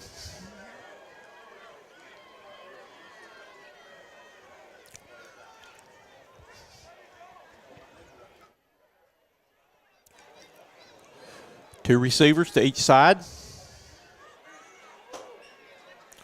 Dropping back to pass. Being chased and being sacked on the play. And that's going to do it. Let's see if they got the timeout call. 1 second on the clock, I believe. Back on the play.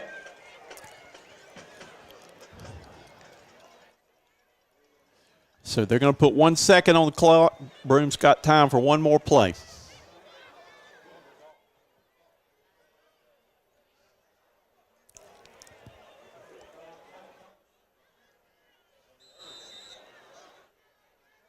Timeout, Broome. Timeout, Broome. Again, while we've got this chance, we want to go through and thank all of our sponsors for tonight. By Pizza Inn, located on East Main Street, Spartanburg, Shane Cleeper and Cleeper Construction, the Broome Athletic Booster Club, Memories Entertainment, LLC. If you're looking for a place to host your next event, contact Memories Entertainment. Spartan Waste, keeping Spartanburg County clean. Jeff Johnson with Fraser Roofing for all your roofing needs. Stephen Coils with Coils Lawn and Lawn Care Services, Larry's Trophies, all your awards and everything you need. Check with Terry Hall with Larry's Trophies, Wayback Burgers, the Castler and Jerry Hughes Scholarship, Brown's Chapel Baptist Church, Stewart Paint Service LLC, Concoction Ministries, and Faces of Total Victory.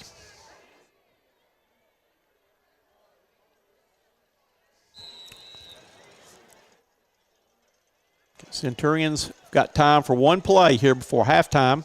They scored last week with no time on the clock just before halftime. Brackett Brandon is going to run it and get tripped up, and that's going to do it.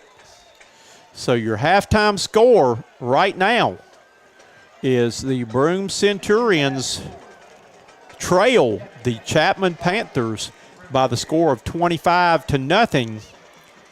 And we'll be back here in just a second with the Castler and Jerry Hughes Scholarship halftime show.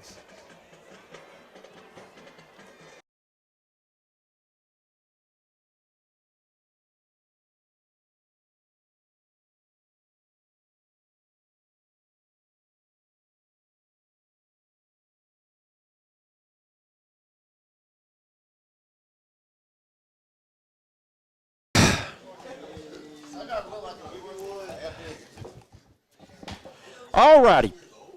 Our offensive player of the week is a young man who probably has been a candidate for this award every week of the season right here. That you have had a good year this year stepping as a starting quarterback, and I know that you had some big shoes to fill because Dylan's gone on and he's having a great year at North Greenville there, but you have brought a new dimension to Broome football this year. And I have told people, I'm a former defensive coordinator back in the days when I used to coach. Mm-hmm. You would be a nightmare to try to scheme against because of all the things that you are able to do with it right there. But, again, you had a big game again this past week. Talk a little bit about the final play of the half. That lots of times in a situation like that, I know you were looking to try to throw the ball deep, and it just was nothing there. And I've even seen players before, that was the final play of the half, when the horn went off, that they just stopped the play, thinking the play was over. But you were able to keep it back, cut it back across the field. What did you see on that, and just kind of talk us through that? All right. So they was substituting people out. And then this big guy came. He was jogging on the field. When I had the ball, he was still running. So he just came. He was already running. He just came just straight towards me. So I ran around him. And Los was waving his hand up in the air. I was like, he's not open. So I was like, he's not open. So I just took the ball and ran. And again, nobody even came close to touching you on the play. Yeah. I don't think you had anything there. So we have come up with now that my nickname for you is KBB3 because that's your number right there. Yeah. So that's rather than trying to go through and call your name out and all. By the time I call your name out, the play's over lots of times. Yeah. So we're just your nickname. You got J Mac back there and KBB3 in the backfield back there. So that is your name like that too. But one thing that I was telling Coach Fleming tonight too, that I was a high school and college coach for 37 years, and that I have not seen a quarterback in a long time, high school quarterback, to be able to extend the play like you do. Just tell us a little bit how you're able to do that. I know lots of times, you're wanting maybe a throw's called, and then they're not open, and so you tuck it to run, and then once you start to run, at the last minute you see people open. But what's going through your mind on the plays like that? So I make my first read, like you said. If it's not open, then I run out. I run out the pocket, and we got a scramble drill. So we're like, the person closest to me, wide receiver closest to me, goes straight, and the person wide receiver farther away from me come towards me. So I read them, and if there's nothing there, I just run. How hard is it? I mean, are you watching? Do you have a good feel? Because there's sometimes that I wonder, if you're across the line of scrimmage when you throw it, there. Are you aware of where you are when you throw some of them sometimes with that? I didn't know if you kind of had time to even glance to see or anything like that, though, of not crossing the line of scrimmage before you throw it. I don't even look at the line of scrimmage. Okay. I can just tell. Okay. And, well, the good thing is, too, maybe the officials are not looking at it either, so that's what's the thing right back there, though. But, all right, what would you rather do? Would you rather run like you did for that last play of the half, run for a touchdown, or would you rather pass for one? Pass. You rather throw the long pass? Yeah. Okay. And I think it's something, what everybody said, and I know you're tired of hearing this coming in. Everybody said he runs it well, but he can't throw it, and that's not true. Who can throw the deep ball? I can throw the deep ball. And I can ask Carlos about that on that play, the good play right there in the end zone where you put it up there, gave him a chance to get it. Yeah. You've had several other passes that were on the money too, though. But I know that's probably a part of your game that you probably work the most on, I would think, would be your passing and all. Yeah. Well, tell me a little bit about you had the chance to go to a lot of camps and stuff this summer. What your summer was like coming into the season? 707s and South Carolina and everything like that. It's camps everywhere. All right, you have family members that played on the only Broome State Championship team. How much have you heard about that, and how does that motivated you to want to be able to win a region championship Friday night and go back to the state before you graduate? I want to win it back. So They're going to keep talking. So, and how much growing up hearing that? Has that been an influence on you, or what has been your motivation through football, and how did you get started in football? My dad started me in football when I was like young. I played with the older people, like the older people older than like 12th grade and graduated. I played up with them, and yeah, he wanted me to play running back, but I didn't want to play running back. I wanted to play quarterback, so I switched to quarterback like my 5th grade year. I've been playing quarterback, but I did play wide receiver in 7th grade, and yeah, people say I play like my dad, but I don't want to play like him. I don't want to play like Michael Vick either, or Lamar Jackson. I want to play like myself. Okay, that I was going to ask you, do you have a player that you model your game after? Or do you just kind of, because like I say, you're unique, and that I have not seen, and like I said, I coached football at Dorman for a while and coached football and basketball at Bowling Springs and stuff. So I've seen a lot of games and broadcast them. But there's not another high school quarterback I can compare them to, again, because of your ability to keep the play alive. Yeah, my teammates compare me to Lamar Jackson, but I don't want to be Lamar Jackson. Okay. And I run the ball with one hand like Michael Vick, but. Does that scare you? I know it probably that your quarterback coach probably is about to have heart failure with that. Coach Bridges? Yeah. But do you have a feel for where people are around, trying to knock it out? If they're around, I'll just tuck the ball. But if not, I'm gone with one hand. I'm running with one hand. Okay. The whole time. Do you have big hands? Let's see your hands. How big are your hands? Okay. You got those big hands. Everybody's got big hands. Okay. We're showing our hands there. Right there, though. All right. Have there ever been times you think that maybe you extended the play too much and probably should have just thrown it away? Yeah. How hard is it to throw it away and live to play another down and try to just keep it alive and just to make something happen? I don't even think about throwing it away, because Bridges don't even think about throwing it away. He's black. You could have ran that. I was like, yeah, I could have. I could have. He was like, you could have made something out of nothing. I was like, you right. I was like, yeah. Okay. All right. All right, let's get on now. Let's talk a little bit now. We're going to find out some information about you now on some of the fun questions. All right. Again, my go-to question this year, I've asked every player so far is, one of the things I enjoy most is designing uniforms. I don't have a team anymore except the Centurions, so I design my Cox Sports Broadcasting in Broome colors and stuff, and other colors too. All right, you've been given the job. We're taking Coach Anderson away from this one, so you get to design the Broome uniform, and I want to know your helmet, your jersey, your pants, your shoes. Design a uniform for me, what you want to wear, what you would like to see. What I want to wear. Yes. I want to, okay, the outfit, the uniform is going to be black. All black. It's going to be all black. And then And then the broom colors gonna be like the outline of the broom. Mm-hmm. It's gonna be blue, so black and blue. And then it's gonna be either I'm gonna keep it all blue on the inside, or the letters are white. Are you gonna outline it in white and gold? Put the gold in there too. I don't know if I put the gold in there right now. Okay. I was thinking about white, blue, and all right. white and not white and blue, black and blue. Okay. Yeah. And pants. I don't know. I might keep it all black and probably put like blue on there too. Okay. Shoes. Ooh. I don't know about that. You going black shoes or gold shoes? Or blue? Probably blue. All right. And what color helmet you gonna put on? I want like more than one helmet. Okay. I want probably. You know how expensive that is. Yeah, I want more than one helmet. I want a blue helmet for sure. I want a blue helmet, and I want to keep my gold helmet too. I don't want no my white helmets. How would the black helmet look with Oh the blue my God. and the blue face mask or gold face mask? That's All tough. right. Well, I've been picking at Coach Anderson all year about an all-black uniform. All black uniform.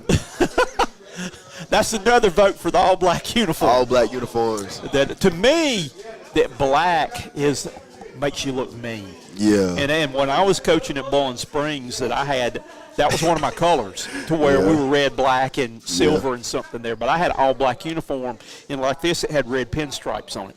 And that it was mesh that came through there. But I kind of, all black jerseys and pants and uniform, that's kind of got one with an attitude. Yeah. And all. So I think that would probably be mine, too. All right, what makes KBB 3? What makes you happy? All these people out here, dude. My teammates, for real. Your teammates. And again, people don't realize that your team chemistry is important. Yeah. And you guys, you look at all teams that are good, it's because the players get along and they like playing together. Yeah. And it's like one big happy family there. And that's one of the things I like most about Broome, because I have worked at other high schools and been there where it's not like this, though. But I think you got great coaches that love you and care about you. And I think the players, honestly, care about each other. They don't care who gets the credit, glory, whatever. It's just a matter of going out there playing, having fun, and winning. Coach Lemon told us that we have probably the best chemistry that he ever coached. And again, that's important. You don't win games if you don't have chemistry. We hang out with each other outside of school too. So. Well, we've had the most people this year coming to Pizza Inn. I mean, some people that never win an award, they come and just have fun hanging out. I've probably been here every single week. Probably been here every single week. Well, I've been waiting for your week. I've been waiting all year. I don't get a vote. Yeah. But I honor them though. But I'm glad that you finally made it. But you have been a candidate every week, I'm sure. That's what Coach Bridges said. He said he'll never choose me. So I was like, okay, I'll just come support my teammates. So, all right. Talk about what makes you happy. There's every time life gets busy, football, stressful, and all like that, you need a happy place to go to, just to go to clear your head. All right, where is Kamaje's happy place that you go to, just to kind of regroup and get your thoughts together? I don't know. I honestly can't. I don't know. Okay. I'm never sad. All right. What do you do to get jacked up to play on Friday nights? Have you got anything? In fact, Coach Slimmy actually talked about it. He wanted me to be serious before the game, but I can't. I cannot be serious before the game. So you're nice and loose then. I'm always making jokes. He made me sit by myself last week.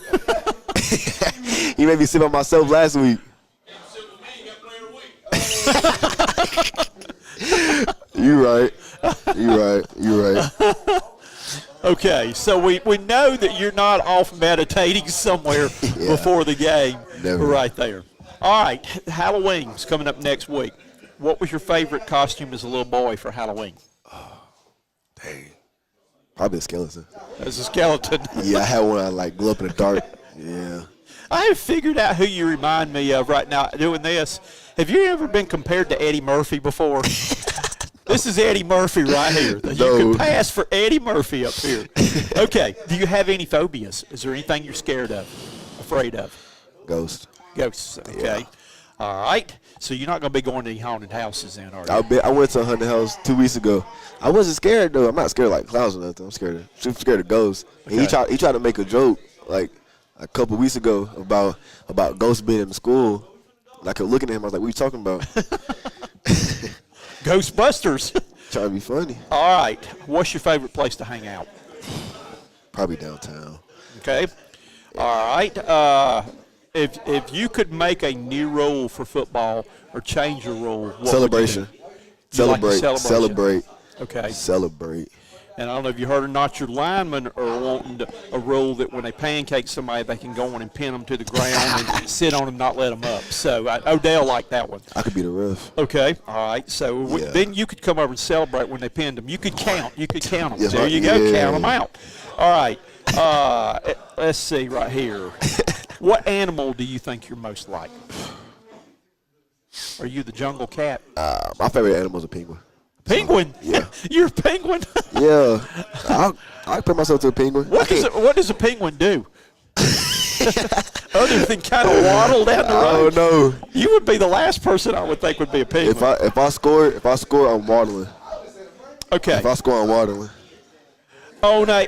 All right. You know, everybody in this world has to be a little bit crazy and a little bit weird. And on a scale from 1 to 10, you know, where do you say you are on the weird and crazy list?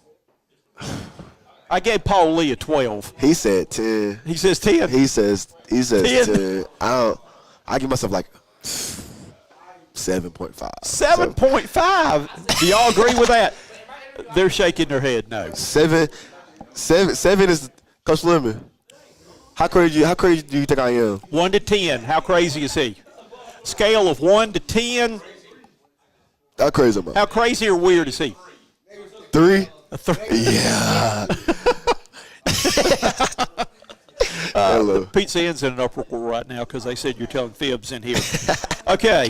Would you rather be the best player on the team and everybody hates you, or would you rather be the worst player on the team and everybody loves you? Worst player.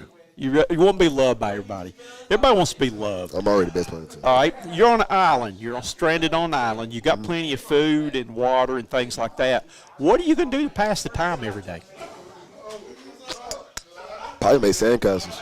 Make sandcastles, okay. I climb trees. Well, see if you can find Paul Lee, because Paul Lee said he was going to go find one of those jungle monkeys and eat bananas with him. So that's why he was a 12 on the weird list. Okay. And that's the guy centering the ball to you. Now, I know that's an adventure. You probably don't know where in the world the ball is coming from with him. So I taught him when he was in the 5th grade that he was one of my students, and I used to tell him every day, Paul Lee, you're an idiot. You're an idiot.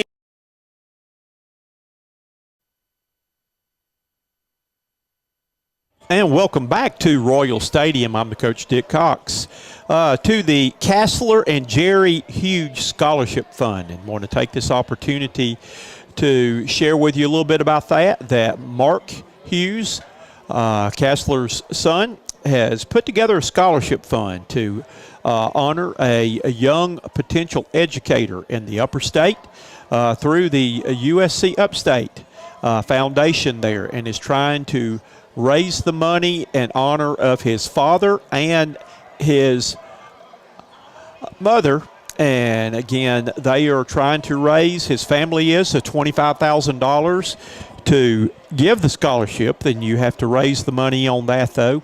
But if you would like to help them, again, Castler Hughes and Jerry Hughes were both educators in Spartanburg School District 3 for a long time. I know Castler was a coach too, and he was an official. So again, the parents have been involved in education were for a great part of their lives, though. So this is a very worthy scholarship fund. Again, if you would like to help out financially or help in raising the money, please contact our friend Mark Hughes at 864-506-0855.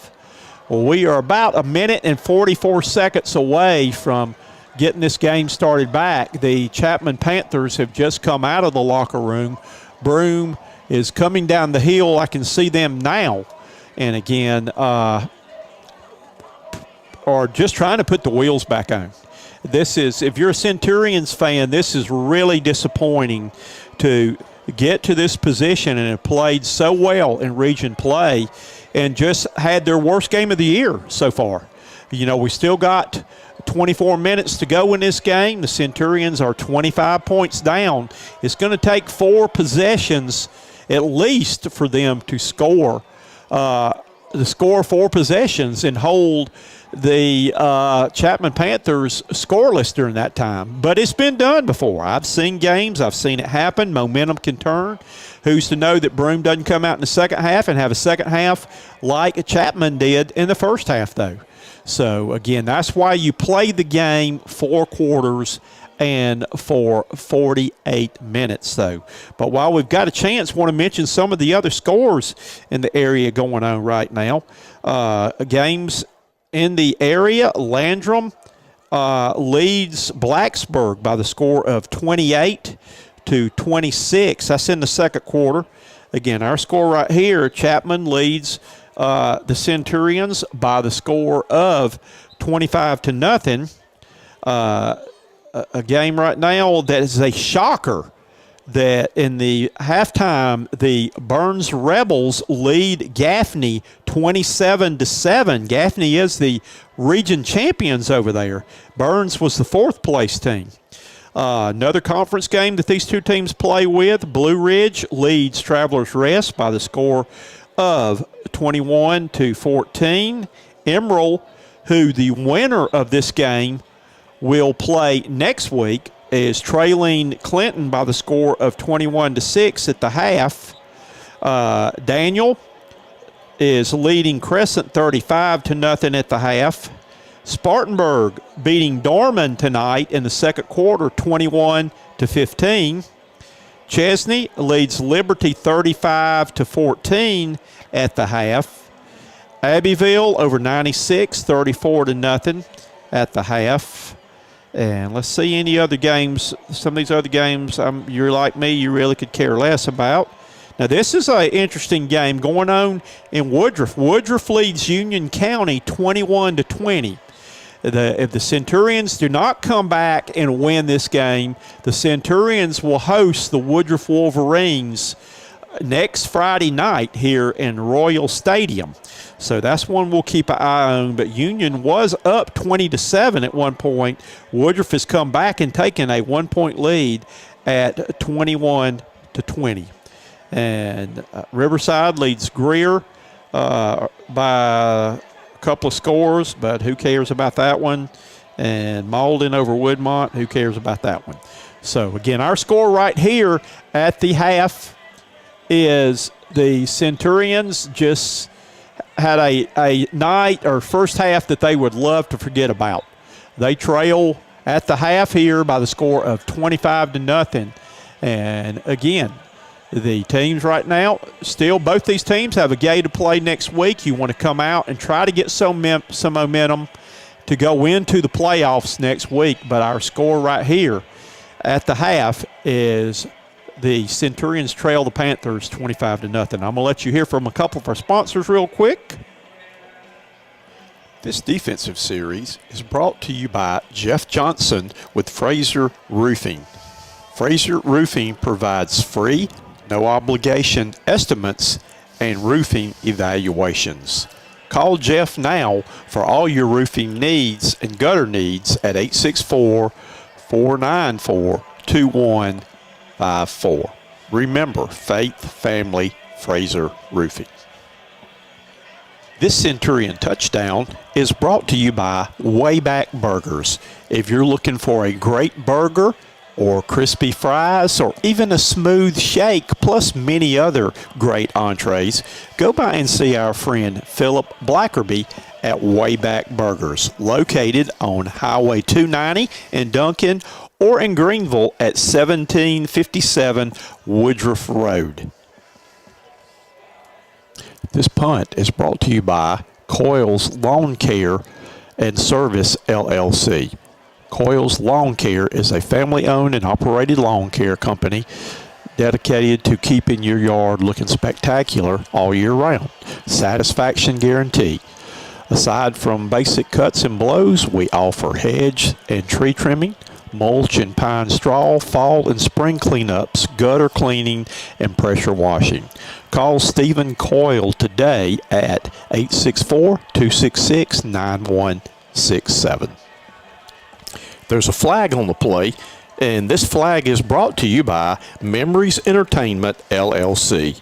If you're looking for a place to host a wedding, wedding rehearsal, banquet, or birthday party, or any other social event, call Christy Quinn at 864-491-7002. Proud sponsor of Broome Centurion football. This scoreboard update is brought to you by Cleepers Construction. If you are looking to build a new home, remodel, or just add additions to your house, call Shane Cleeper at 864-205-9536. All right, we are ready for the second half kickoff. We're going to try to stay with it here that the Chapman runs the pooch kickoff too and see what happens on our first play. Giving the ball a kick, and it's going to be a high end-over-end kick that is going to be fair caught. The Centurions will start this possession at the 38-yard line. And our kickoffs are brought to you by our friends at Larry's Trophies. Larry's Trophies does all of our trophies for us, and again, Terry Hall and Company sponsor our trophies. So this will be our first offensive possession of the second half. Let's see if the Centurions can come out with a little fire in their belly here in the second half. On the keep running right now is Brandon. He's going to turn it up. He gets to about the 40, and that's it. So KBB3 comes out just on the keeper, a little quarterback sweep then, and gained 1 on the play. The Centurions just have not been able to really generate anything on offense tonight. Second down, dropping back to pass. Cohen with the reception. He's looking for daylight. He's up the sidelines and going to be run out of bounds at the 41-yard line. So it's a pizza in 1st and 10. Cohen has the ability to take it to the house anytime he gets a chance, but that is the Centurions' first down, keeping this drive alive. Centurions looking to pick up the tempo now.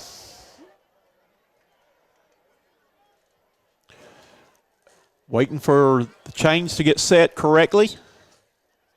Have receivers to each side.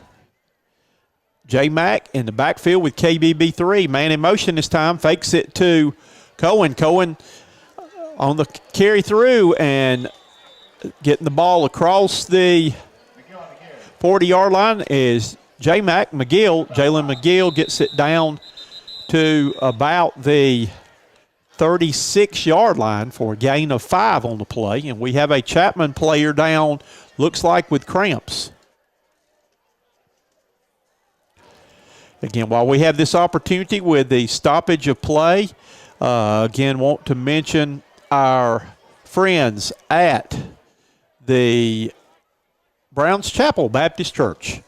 And we thank them for coming aboard being a sponsor. You can see a picture right there of team chaplain Chip Coleman, who is a pastor there. But, again, he does a lot of special things, and I know he's very special to these Broome athletes, as you can see here, leading prayer after one of the Centurion ball games. So the Centurions, again, no need to panic right now. Need to pick things up a little bit.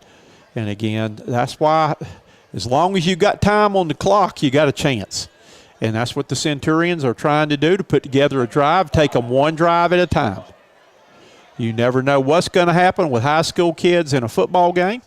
And that's what you got to do, is just hang in there and keep plugging away. And that's what Broome's doing right here. Second down, Chapman faking like they're going to blitz. Let's see if they come. Throwing the ball deep. He's got a man open. That's Carson. Oh, excuse me, that's Cohen. Touchdown, Centurions! The Broome Centurions are on the board. And touchdown Ivy is dressed for Halloween.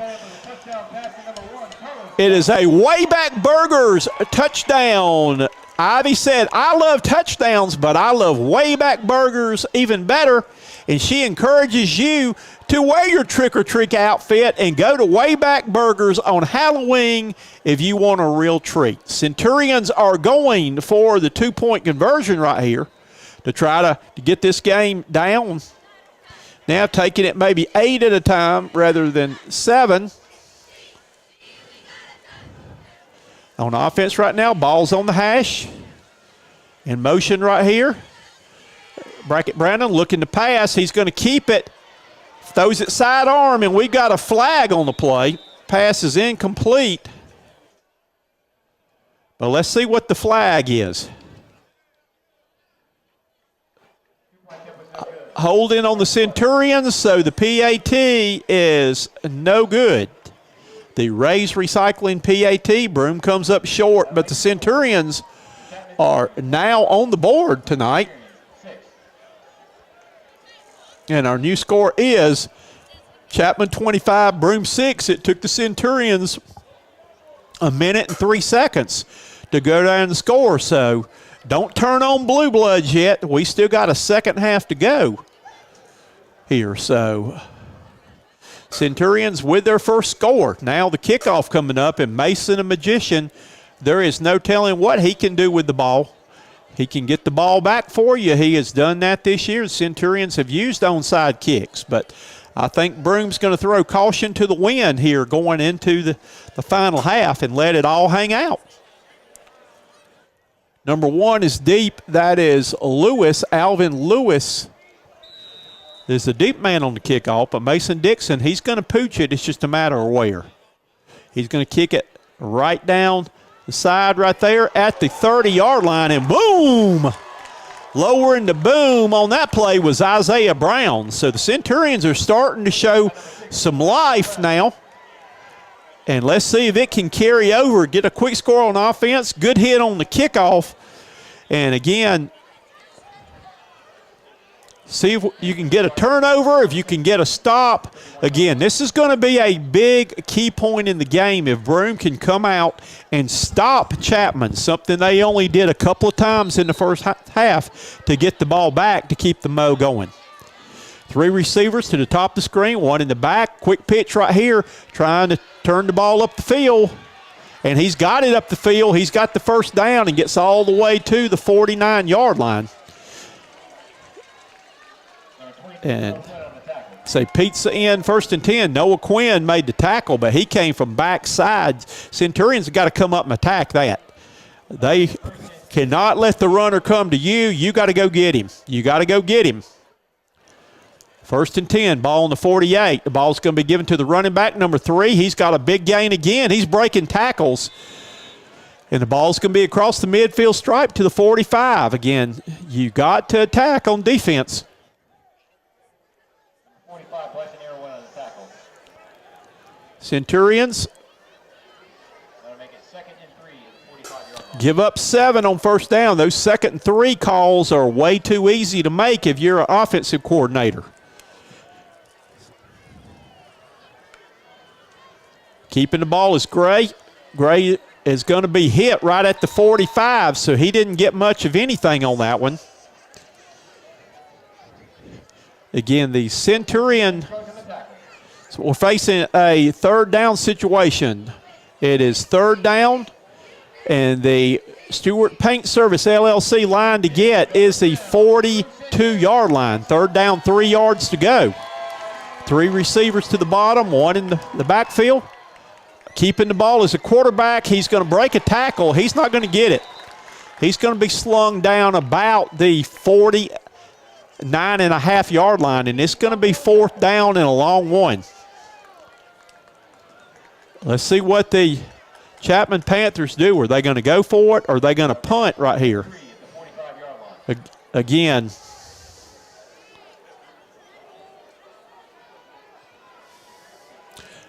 it's in a punt situation. They may fake it. Timeout, Broome. Again, you got to be sure right here of what they do. You cannot give up a fake punt now on a 4th down and 3. You can see how much they need on 4th down. We're going to go across and we're going to look right now at that marker over there. That's how many yards they need here on 4th down to get. Again, the Centurions have a chance to get a stop and get it back. Again, still 9:02 remaining third quarter. You got a chance to get back in this thing. But you've got to make sure you don't give up the first down. Not only would that be big from a field position thing, but momentum. If they can get a fake punt for a first down or get jumping off sides on a 4th down play to get the first down, then the momentum would shift back to Chapman. Right now, Broome is trying to establish some momentum. And we'll see what they do, that they were in a fake punt, that they had half the team to one side, half to the other, a snapper, a punter, and a blocker in the front. And Broome wanted to make sure they had all the bases covered on this. So it's 4th down now, and let's see. Hey, Robinson, would you please report? Here they come again to the line of scrimmage in this formation again. Let's see if they shift in. They're going in motion now. Now they're going to shift back into a regular punt formation. Centurions are going to drop their player back. High snap almost goes over the head, and the kick goes straight up in the air. Get out of the way. Get out of the way. And it's going to be down at about the 40-yard line. I tell you what, the Chapman Panthers make punting an adventure. So the Stephen Coyles Lawn and Care and Service LLC punt was an adventure, but the Centurions will get the ball back now after scoring on their last possession. That's your 1st and 10 at the 27-yard line. Broome on offense now with the Spartan Waste offensive drive. They have got KBB3 at quarterback. Kamaje Brackett Brannon along with J-Mac Jalen McGill in the backfield, dropping back to pass. Looking to throw, now looking to run, now getting sacked. Took too much time, then you got to make quicker decisions. He's going to be dropped back at the 20-yard line. So Brackett Brannon has got to make quicker decisions. Again, that's going to be a loss of close to 10 on the play, and it's going to bring up 2nd down and about 18. 2nd and 17, 20-yard line. Again, dropping back to pass is Brackett Brannon. He's rushing, fires it up the field. His receiver stopped. Don't know what happened then that the receiver, they quit running the route, and he just threw that one away. So it's 3rd and 17 now. Again, some Centurions had some momentum. So the Stewart Paint Service LLC line to get is the Centurion 38-yard line. And they're currently on about the 21. 3 receivers to the top. Dropping back to pass. Breaks the pocket. He's going to be slung down at the 18-yard line for another loss on the play. So the punt team will check on here. Not a good offensive series for the Centurions. 4th down, 18 yards to go.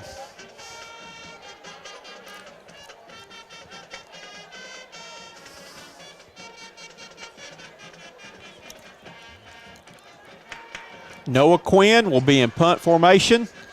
Chapman has their return man back at the midfield stripe. Player late coming on the field for the Centurions. 3 seconds, 2 seconds, get the snap off. It's a good punt. It hits and bounces, and it's going to be chased back. Noah Quinn with a great punt. Going to be down back at the 39-yard line.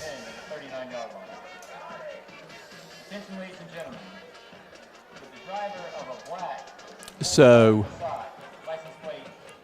we have a new series coming up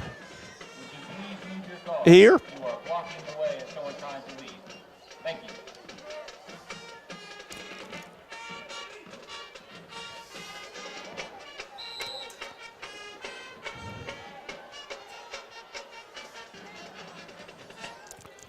Chapman on offense, man in motion this time. Quarterback keeps it, and he's getting positive yardage. He's getting way too many yards. Quarterback just simple handoff to the guy on the faked handoff to the man on the jet sweep and turning it up. And I don't know if he has been this good of a runner all year long or whether they are just exploiting or doing something Broome may not have looked at a whole lot. Key game tonight, Allen Knight just in the truck, one of the trucks just sent me a score. Again, Woodruff 21, Union County 20.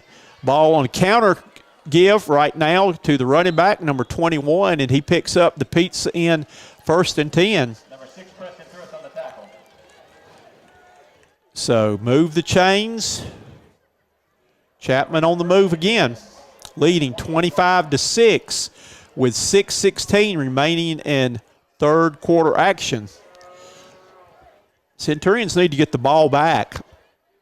They can't let Chapman continue just to grind things out and keep that clock moving. Ball handed off in the backfield to the running back, number 21. He gets in behind all those blockers and gets positive yards down inside the 45 to about the 42 for a gain of about 6 yards on the play. That'll bring up 2nd and 5 at the 43-yard line.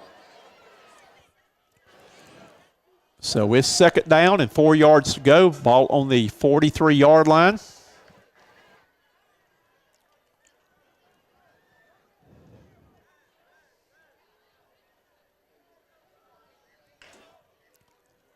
Handing the ball off to number 7 on the sweep. He turns it up. He's got a block. He's going down the field, and I think we might see 2 flags on the play here. Really 3. There is flags aplenty out there. I think they're going to get a face mask. I don't know what else they're going to get downfield. I think you're going to get offsetting penalties on this. Again, when the officials are talking like that, somebody's getting ready to get shafted when they get together and have that little powwow. Let's see which way they're going to go.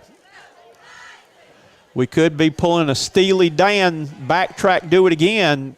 Somebody just picked up, one of the Chapman players just picked up the flag, it looked like, and carried one off. Or maybe it was a towel. It looked like a flag out there.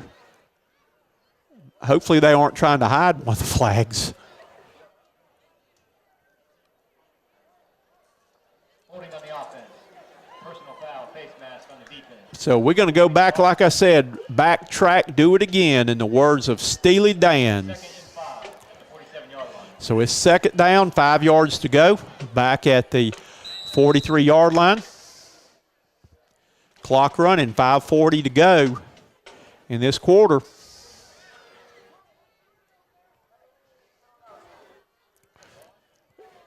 $14 on the play clock. Chapman taking a lot of time off the clock here in between plays. Have 3 receivers up top, 1 to the bottom.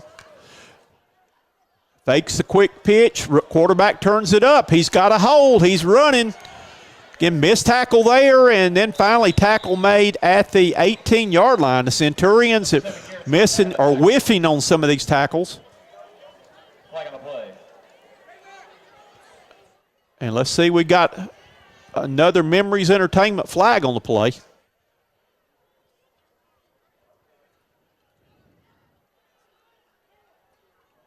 Let's see what they're going to say this time, what we got.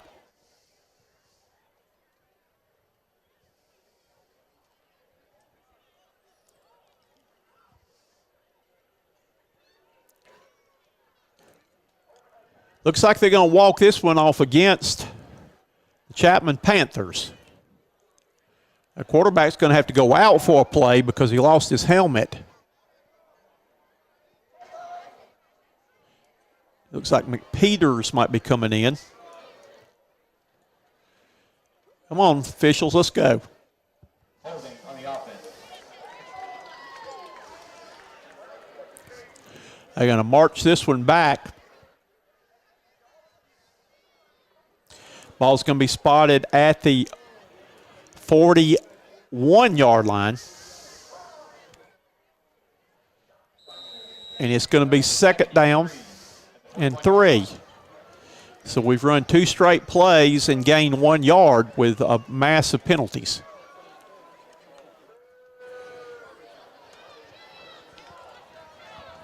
Broken tackle again.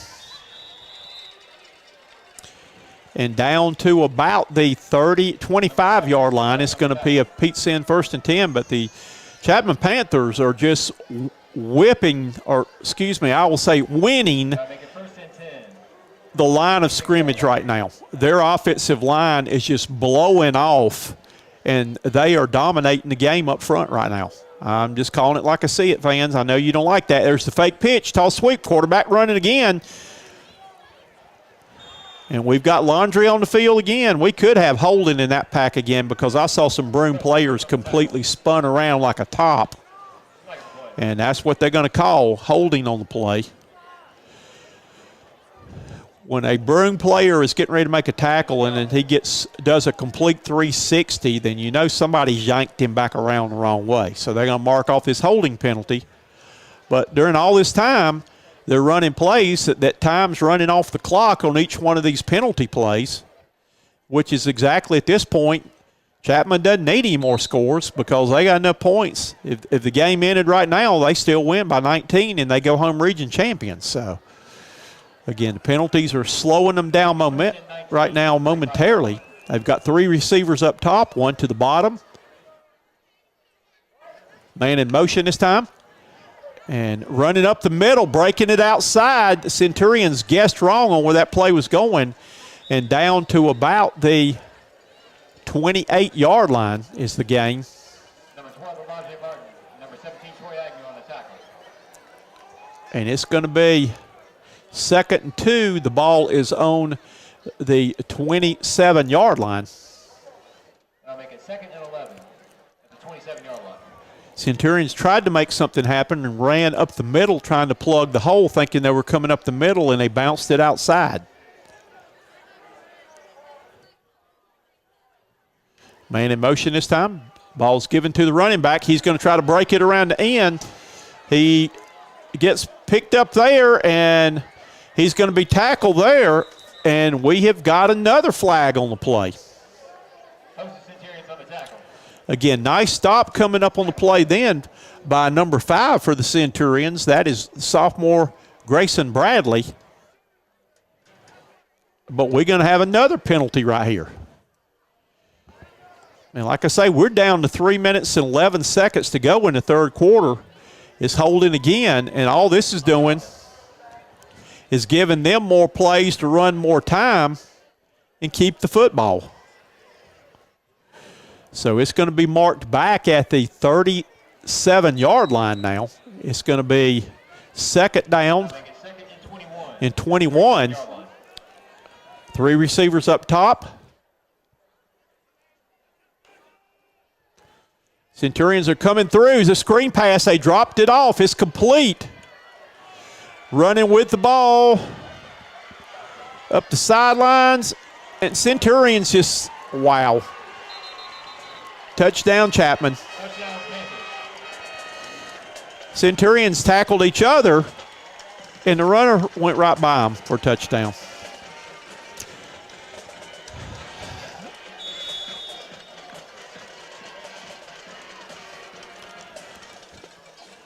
Your score now is Chapman 32, Broome 6. PAT coming up.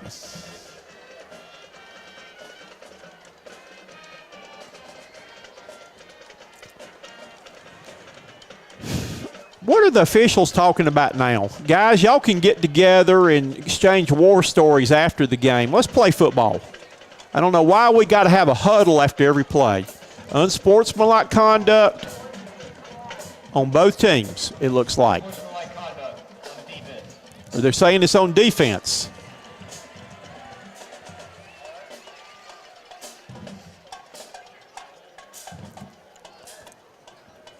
Now we're going to walk over and tell the coach it's going to be administers on the kickoff, which means that you'll get to kick it off here. We know that, guys. Let's play football. Get your striped clowns back to the huddle. We know what's going on. Let's play football. Everything's been some type of discussion tonight. Again, like these guys can't make a decision by themselves. They got to check with their peers to see what to do when half the time they don't know what they're doing. Let's go. PAT coming up for the Rays Recycling PAT. Kick is up and the kick is good.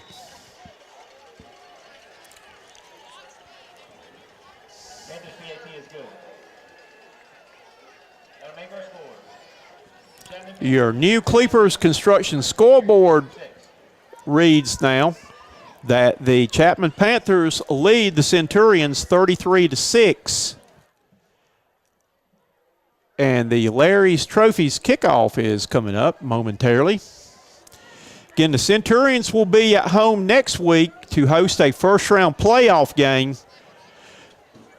And it looks like right now, if I had to say right now, it's going to be against the Woodruff Wolverines, a team that the Centurions beat earlier this year in what I think was one of the best games of the season. So plan now to come to Royal Stadium and support the Centurions as they host the first-round playoff game. It's been several years since Broome has hosted a first-round playoff game. They marked the 15-yard unsportsmanlike conduct penalty off, and the Wolverines will kick off from the Broome 45. So knowing how in previous years Chapman has liked to run the score up, I wouldn't be surprised if we don't see an onside kick.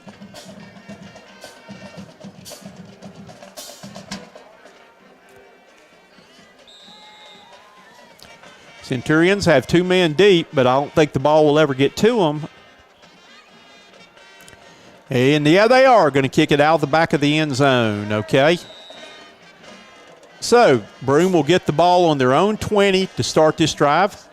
2:45 remaining, third quarter action here. Again, for all your trophy needs, go by and see Terry Hall at Larry's Trophies. first and 10 at the 20-yard line.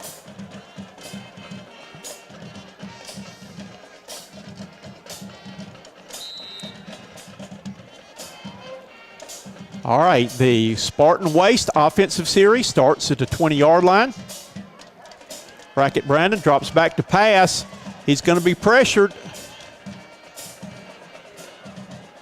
He's going to be tackled out around the 28-yard line for a gain of 8 on the play.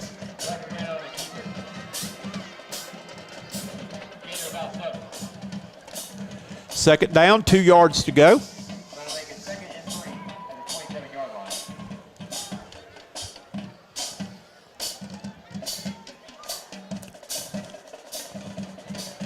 line. Man in motion this time, low snap. Brackett Brandon trying to get something out of it, and he's going to lose back to the 25. The snap hit him in the feet. Did not get to him.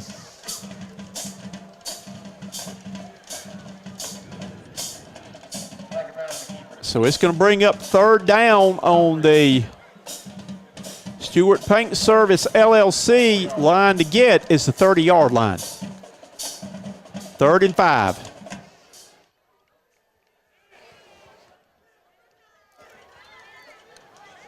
Dropping back to pass, sprinting out, looking for a receiver. Ball's thrown, and it's going to be incomplete right down in front of us. And going for Fastball's incomplete. Tennessee number 1. Cohen. And seems to be discussion a little bit from several players. 10 and 6 at the 24-yard line. It's going to be 4th down and 6 yards to go. The punt team checks on for the Centurions.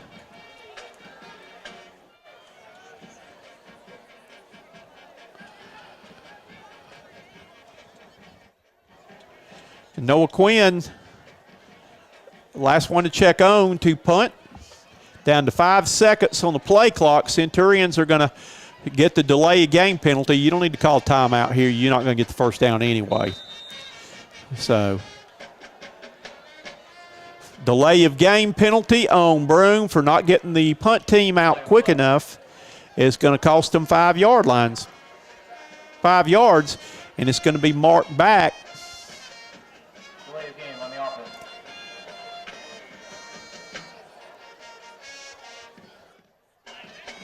Balls now goes back to the 19-yard line.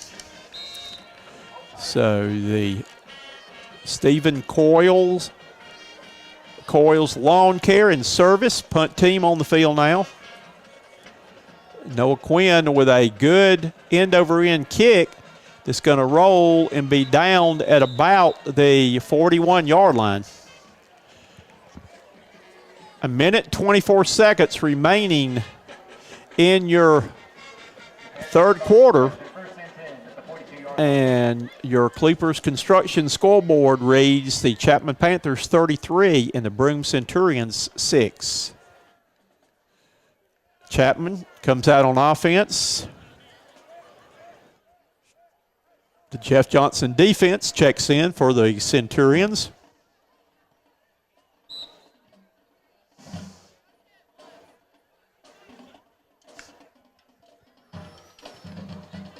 On the keeper, quarterback up the middle, gains about 1 on the play.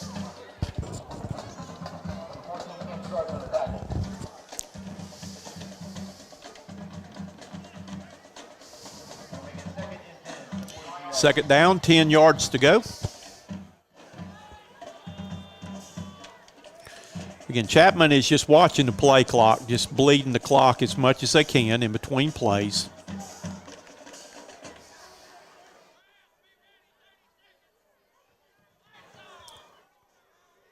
Down to 13 on the play clock, but they're going to do this every play now, just bleeding the clock.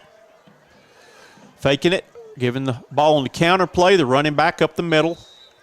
Gets out to about the 47-yard line on the play. Number 17, Troy Agnew, number 22, Noah Quinn on the tackle. Noah Quinn and Troy Agnew on the tackle for the Centurions. It's going to bring up third down. And the line to get is the Centurion 47. Third down and about 5 yards to go. And I believe they're going to let the clock run out, and this is going to be the end of the third quarter. So our score at the end of 3 tonight is the Chapman Panthers 33 and the Broome Centurions 6. We'll be back in just a minute for fourth quarter action. At the end of the third quarter, your score. The Chapman Panthers 32, the Broome Centurions 6.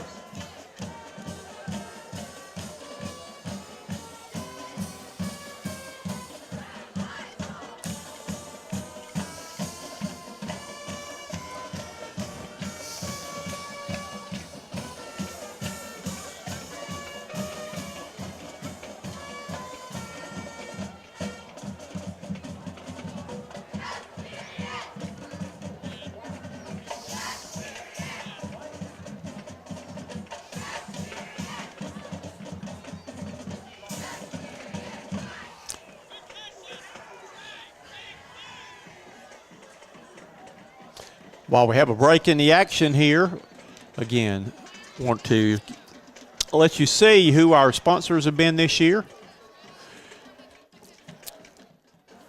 Depending on now how things have gone, that we had a chance if we won tonight to have 2 playoff games, but if we have to go on the road for a second round game, we're probably going to be looking for sponsors to cover the game right there. And if you're interested in being a playoff sponsor, please contact me.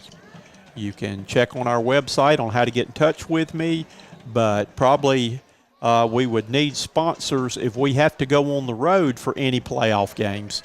Then we will need additional sponsors. We're good for the first playoff game, but any games after that, we do not have any sponsors covered for the playoffs. So back to action. Here we go. It is third down.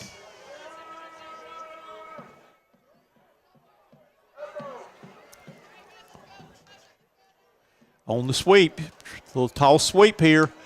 First down and then some for the Panthers. Move the chains. It's a pizza in. Number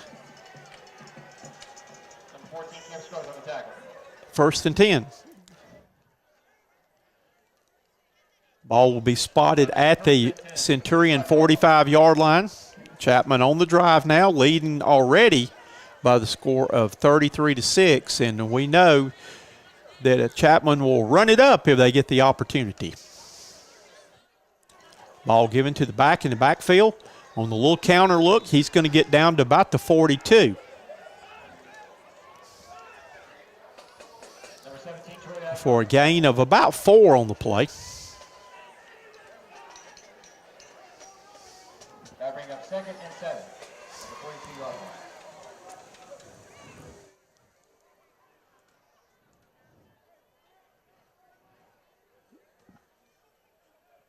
So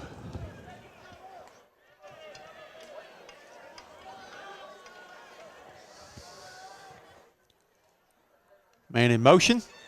On the counter, given back to the running back. They are running that counter play away from the motion where they're faking the jet sweep and coming back with the counter right up the middle, and it's going to bring up 3rd down and about 5 yards to go. So the Stewart Paint Service LLC line to get is the Centurion 35-yard line. 3rd down, Chapman taking their time getting to the line of scrimmage. Again, just watching the clock run. Gray looks over, gets his signal from his offensive coordinator. He's got 3 receivers to the bottom, 1 back in the backfield, 1 receiver up top. Gray, and let's see, they blow the play down. False start against the Chapman Panthers is going to back it up on the play and make it 3rd down and 10 yards to go.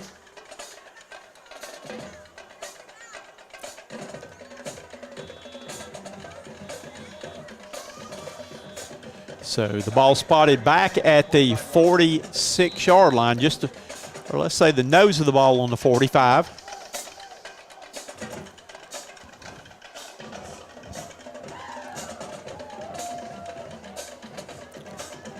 Three receivers to the bottom of the screen, 1 up top.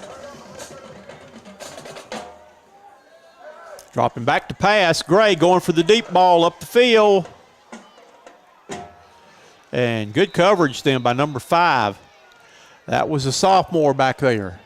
That was Grayson Bradley with step for step with a receiver.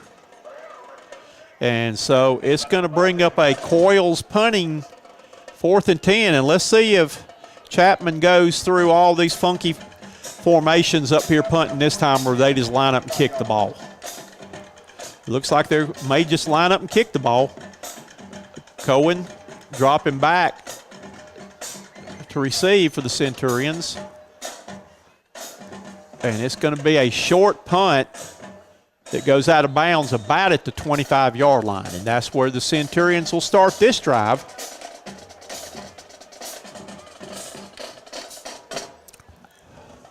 With 9 minutes, 58 seconds remaining in your ball game. Centurions will start a Spartan Waste offensive series. If you're interested in doing some cleaning up around your place, contact Mark Nelson.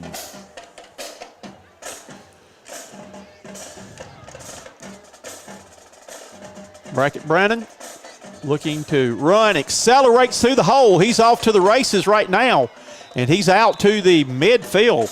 That's the first time we've seen Brackett Brannon just decided he was going with it. Showed that speed, gets out to the 48-yard line. It's a pizza in 1st and 10. Just a quarterback sweep that time. Dropping back to pass, throws the ball to Brown. Brown on a reception, looking for a block. Brown up the field to about the 40 with another pizza in 1st and 10. Centurions are starting to crank it up now, but it may be too late. 9:33 remaining in your game, 32-6. The Panthers lead. 1st and 10 now.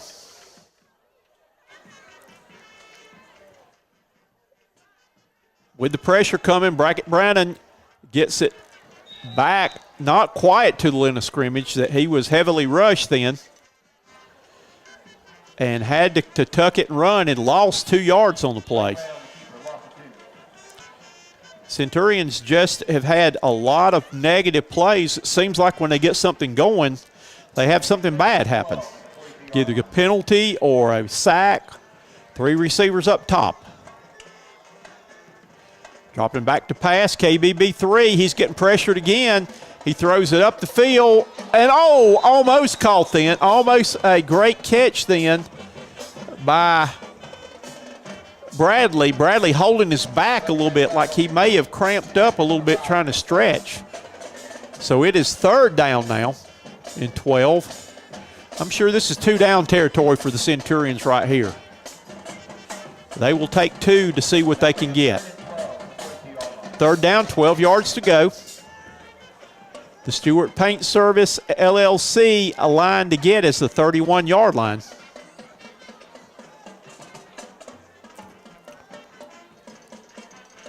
Man in motion this time. And I think the play clock ran out. Delay a game on the Centurions is going to cost them 5 and make it a 3rd and 17.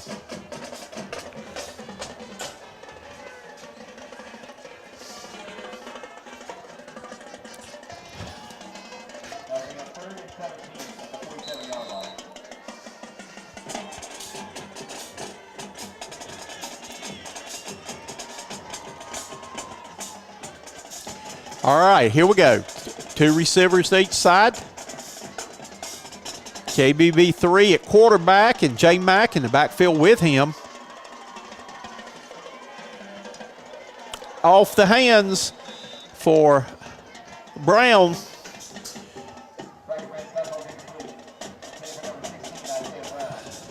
Isaiah Brown was the intended receiver. So it's 4th down now. 4th down and 17. Ball on the Chapman 47-yard line.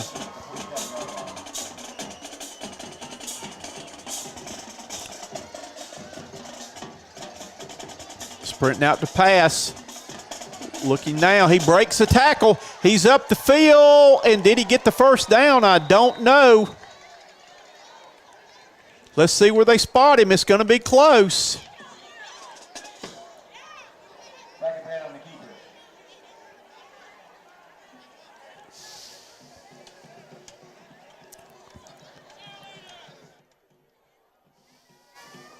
Again, the officials are huddling up. I think he's going to be short.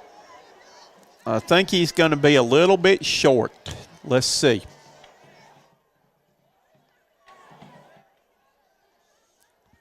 That was a 4th and 17. I believe, I'm saying by the length of the ball, he's going to be short. Let's see.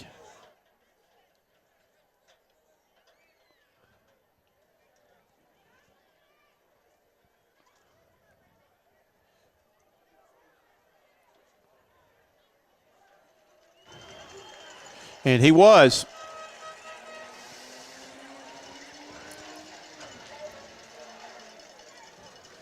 So the Chapman Panthers will take over on downs as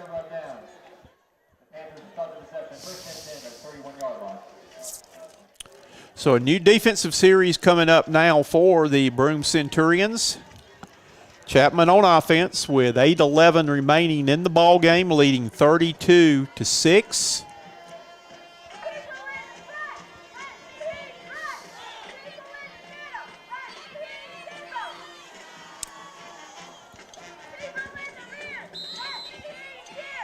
Man in motion this time.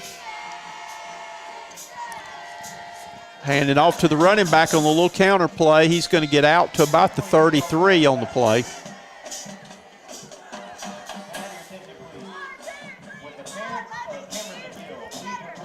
Second down, about 8 yards to go. Again, want to remind you, the Centurions will start the playoffs next week with a home playoff game. And again, need to get this game out of their system, need to regroup, and be ready to start a new season next Friday night right here at Royal Stadium. In the third quarter, Woodruff leads 35-23. Gray on the carry gets out to about the 37-yard line. He's going to be drugged down there by Noah Quinn. But the Centurions will finish as the runners-up this year in Region 3A. 3rd and 4 right here. Stewart Paint Service LLC line to get is the 42-yard line. Taking their time on offense. Gray shuffles his back around. Gives it to his running back who's got the first down and gets out to about the 44-yard line. For Pizza Inn, 1st and 10. Again, Noah Quinn on the tackle for the Centurions. At the 43-yard line. Armstrong coming off the field for the Centurions.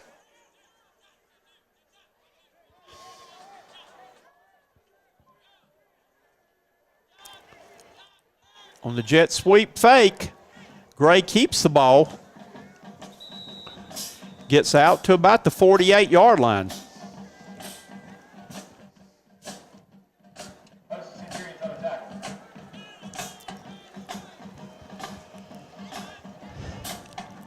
Second down and 5.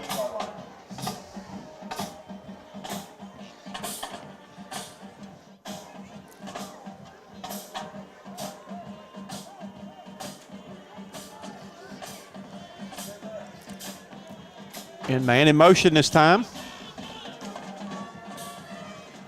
Given to number 21, the running back. He's going to fall forward for another Pizza Inn 1st and 10.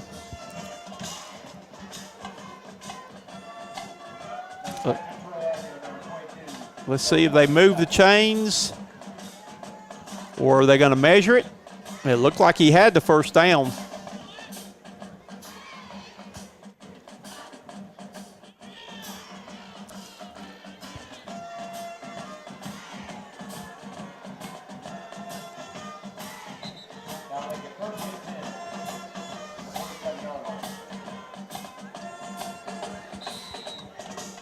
It's a Pizza Inn 1st and 10.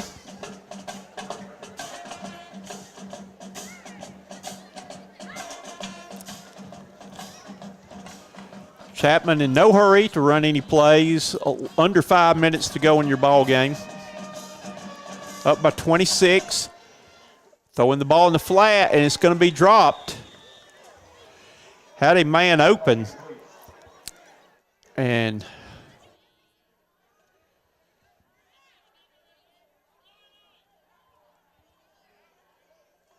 it will bring up third down now, or second down, excuse me. Second down. And 10, the ball on the Centurion 47-yard line.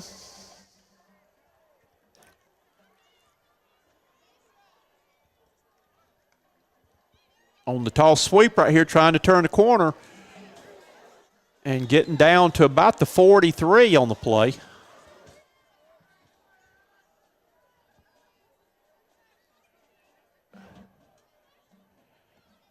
Again, the Chapman offensive line has really come off the ball strong tonight.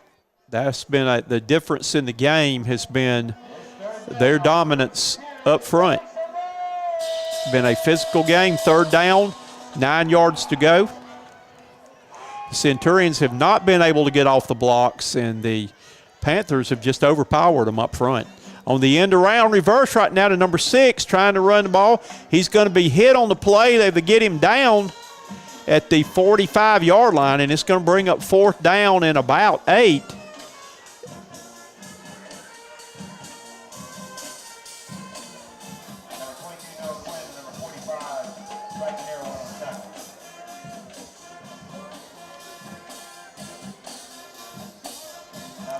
The punt team checks on the Coils Lawn Care and Services punt team. This punt is brought to you by Coyle's Lawn Care and Service LLC. Coyle's Lawn Care is a family-owned and operated lawn care company dedicated to keeping your yard looking spectacular all year round. Satisfaction guaranteed. Aside from basic cuts and blows, we offer hedge and tree trimming, mulch and pine straw, fall and spring cleanups, gutter cleaning, and pressure washing. So the Centurions come out now with a new offensive series. Now, Centurion Offensive Drive is brought to you by Spartan Waste. Spartan Waste is a locally owned trash collection company that services communities throughout the upstate of South Carolina. Friendly, professional, and dependable, we take pride. And here they go right now. Ball given to McGill. McGill tries to read his block, turns it up the field, gets out of bounds at about the 25-yard line. That is Jalen McGill, with a nice gain of about 7 yards up the field.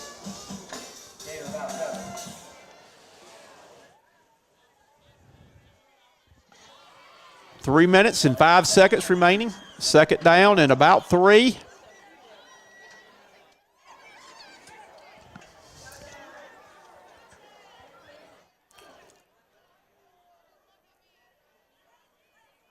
On the play, option play, ball's pitched to McGill. McGill trying to turn the corner is going to be bumped out of bounds, and he may have lost a yard or so on the play.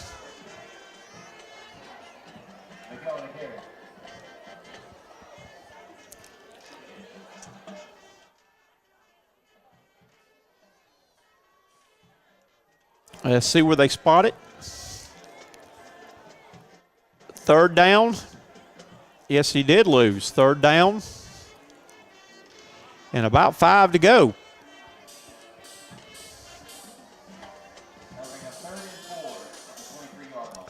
12 seconds on the play clock, at 2 minutes and 23 seconds to go on the game clock. He went out of bounds. I don't know why the clock was still running, but it doesn't really matter. Nice catch. Brackett Brannon with a rifle on the move then to number 5. That is Grayson Bradley, and it's a pizza in 1st and 10. Now make it 1st and 10 at the 43-yard line.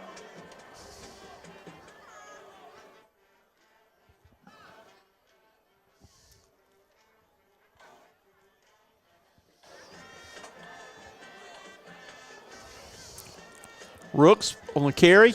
Darren Rook is going to be driven down. Centurions fans didn't like that. He was, after the whistle blew, pushed down.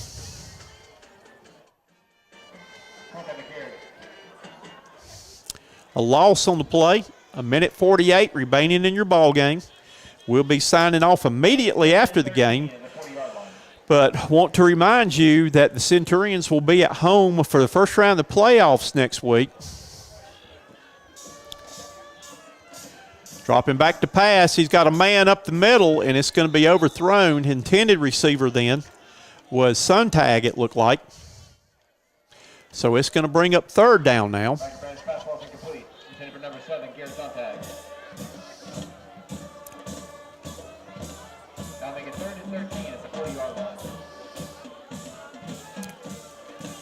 Third down now.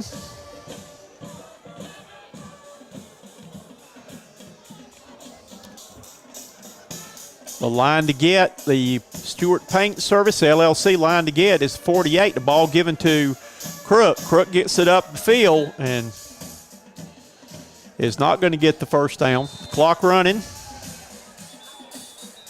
And there is some laundry being thrown.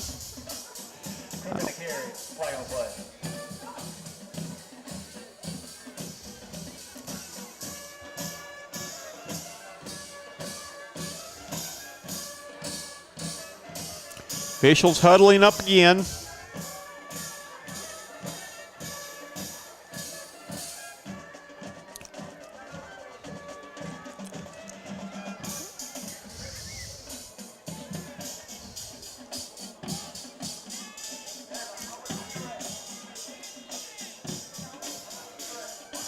Again, these are our sponsors who have been with us all year long. Centurions just got to go home tonight and forget about this one. A new season starts next Friday night. I know they're going to be extremely disappointed. This was a game for the region championship, but let's face it, that the Centurions did not play well tonight, and Chapman did. Offsetting penalties is all we got accomplished off of this long huddle over there. Offsetting penalties. I think there are some tempers that, again, this was a game of a lot of emotion and a lot on the line.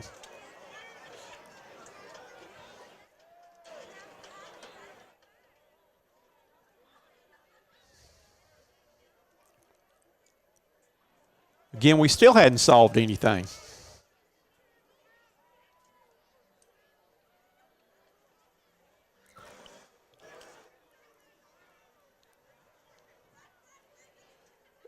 Again, classy move by the Chapman Panthers out there dancing and hot dogging it up right now.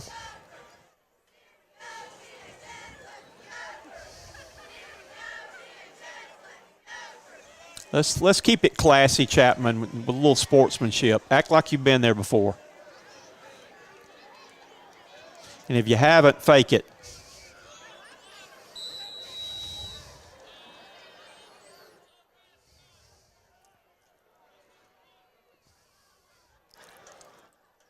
Ball handed off right here, up the middle on the play, getting slung down at the 45 on the play. So it is 4th down now.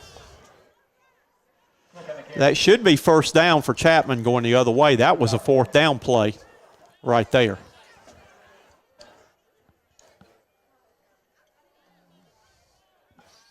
.51 seconds remaining in your ball game.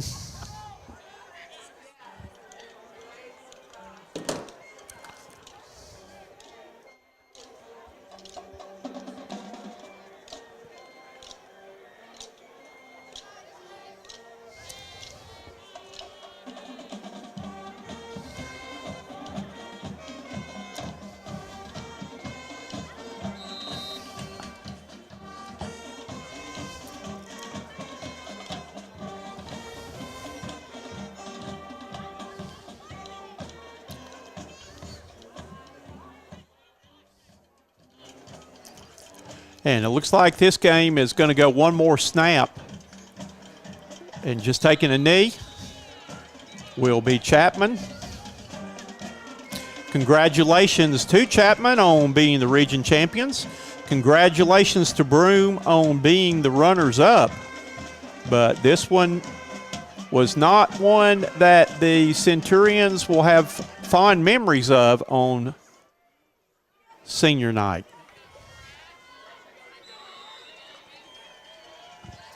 And that's going to do it.